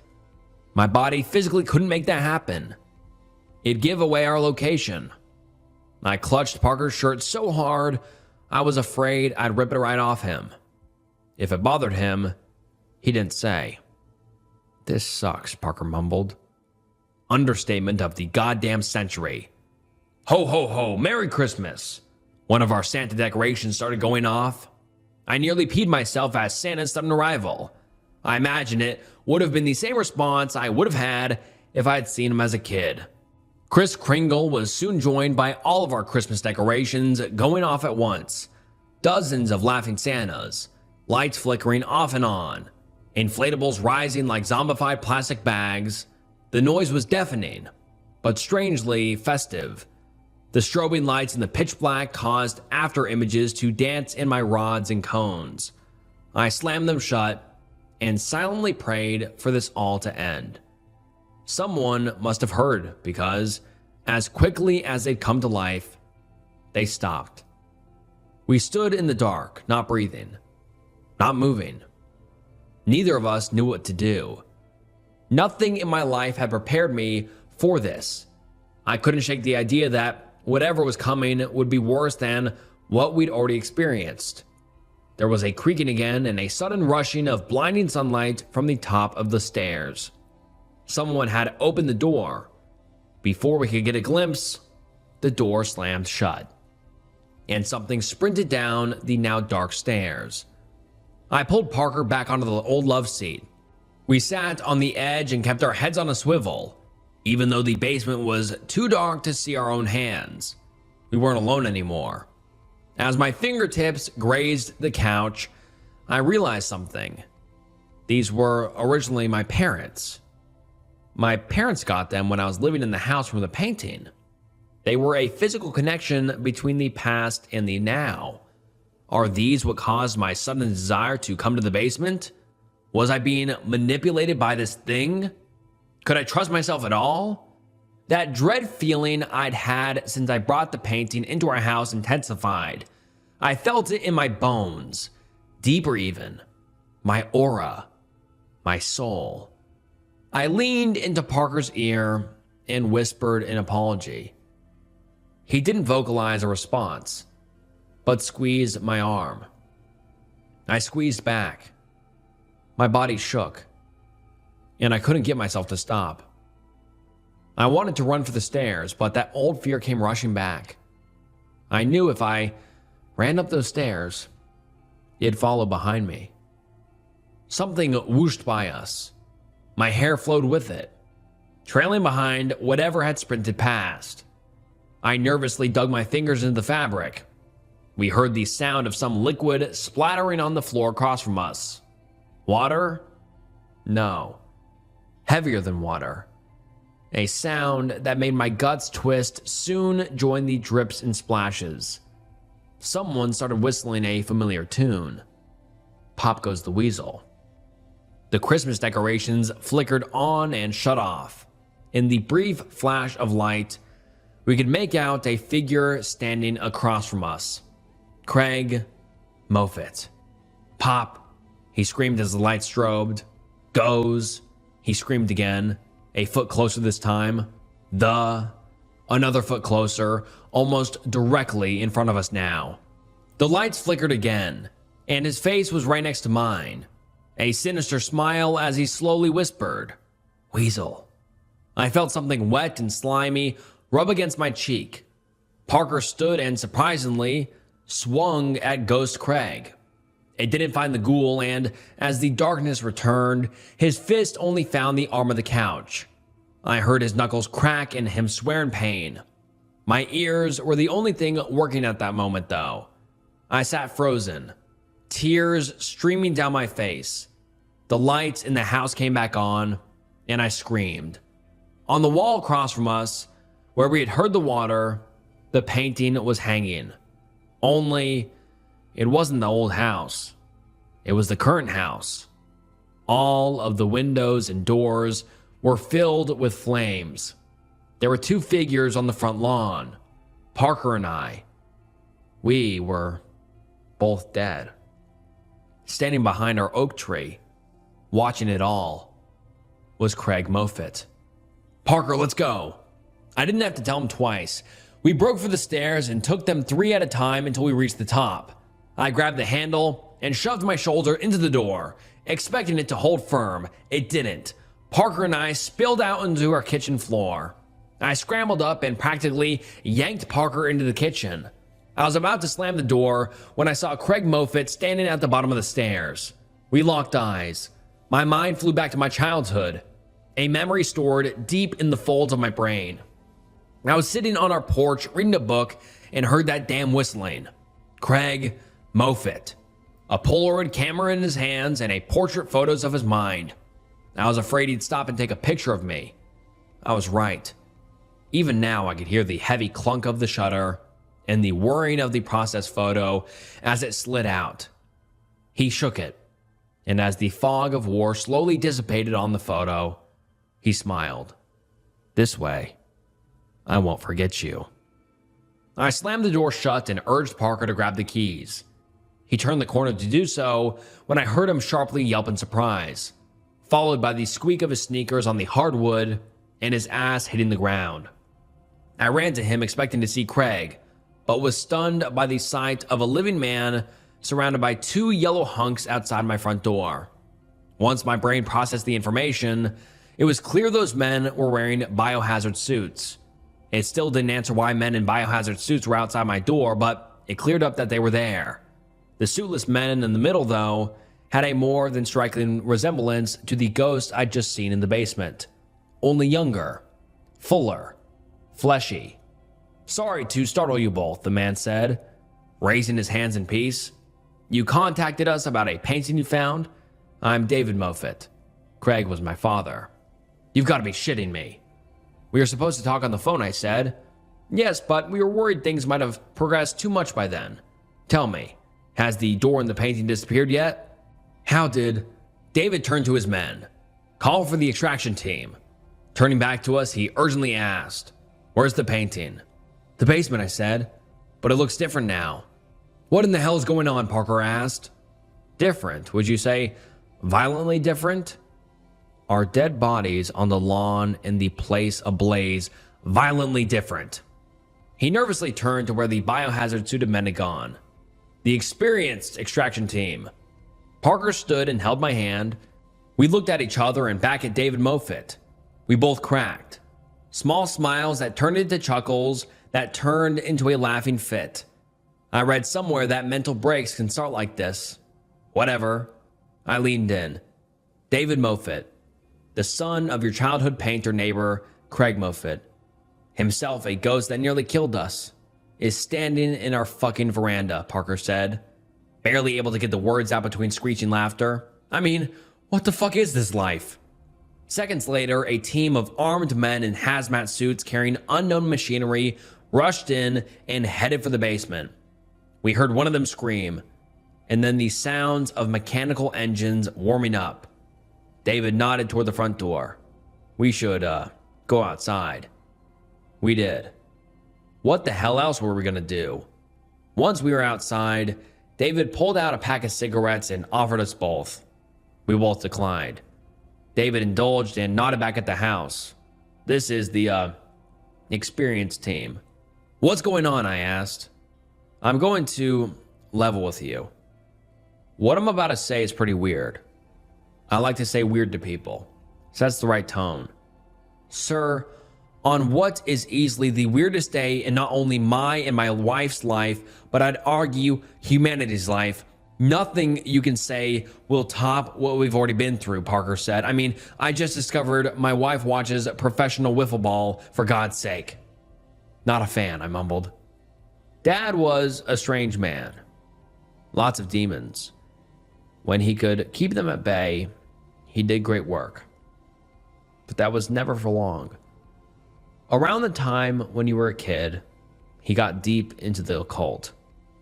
It was a faddish passing fancy at first, but soon he found a deeper meaning in it. It consumed him. Around this time, well, he conjured a demon. I think I'm having a stroke. He made a deal. We don't know exactly the details, but what we do know is that Dad agreed to start a company that would paint portraits of people's homes.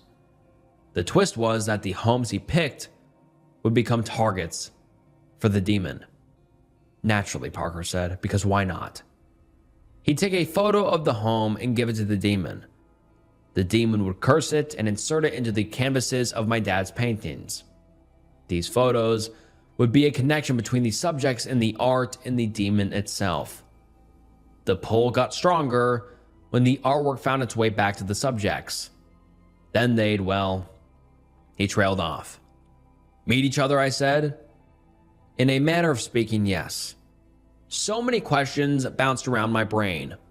This all sounded so outlandish, and yet the memory of the photo came back to me.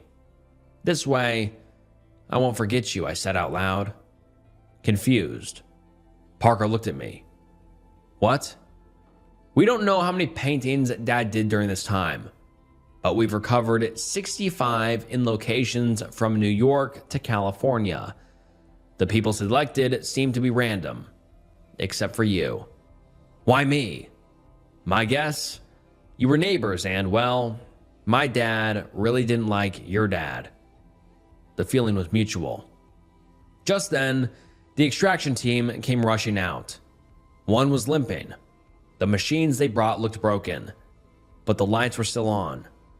One of them had the painting in a biocontaminant bag. It was smoking. The experienced team, David said, ashing out his smoke on the bottom of his shoe and pocketing the butt. Thank you for letting us help you rid of this menace. The work is exhausting, but my family has to atone for Craig's wicked actions. David nodded and turned to leave. I reached out and grabbed his shoulder. Wait, that's it? We're free? Just like that? Just like that, he said, turning to leave. He stopped and spun on his heels. Unless you have something from the old house in your new house, then you kind of sort of leave a back door for the demon to return. So if you do, I suggest destroying it. He tipped his cap and left. Parker and I locked eyes. The love seat, we said at the same time. My back hurt just thinking about hauling it up those narrow stairs. Later that night, we torched the sofa in a makeshift fire pit in our backyard. We ate pizza and watched the flames consume the potentially demonic couch. Can't imagine that's a sentence that's been said a lot in history. As we did, relief filled my heart. The dread was gone. I looked over at Parker and smiled. I think we can put to bed the argument about who had the weirder childhood, Park. He laughed. Yeah, summers with my Amish family can't compete with demons. His phone buzzed. He looked down at the notification with concern. I felt my stomach twist. Please tell me it's good news. The Rhinos Habaneros game is about to start. I set a reminder. Want to watch? I touched my heart and felt pure happiness surge through me. Tears. Grabbing his free hand, I held it tight and gave it a big squeeze. I have something to confess, I said. I think I'm a legitimate fan of professional wiffle ball. I know, babe. I know.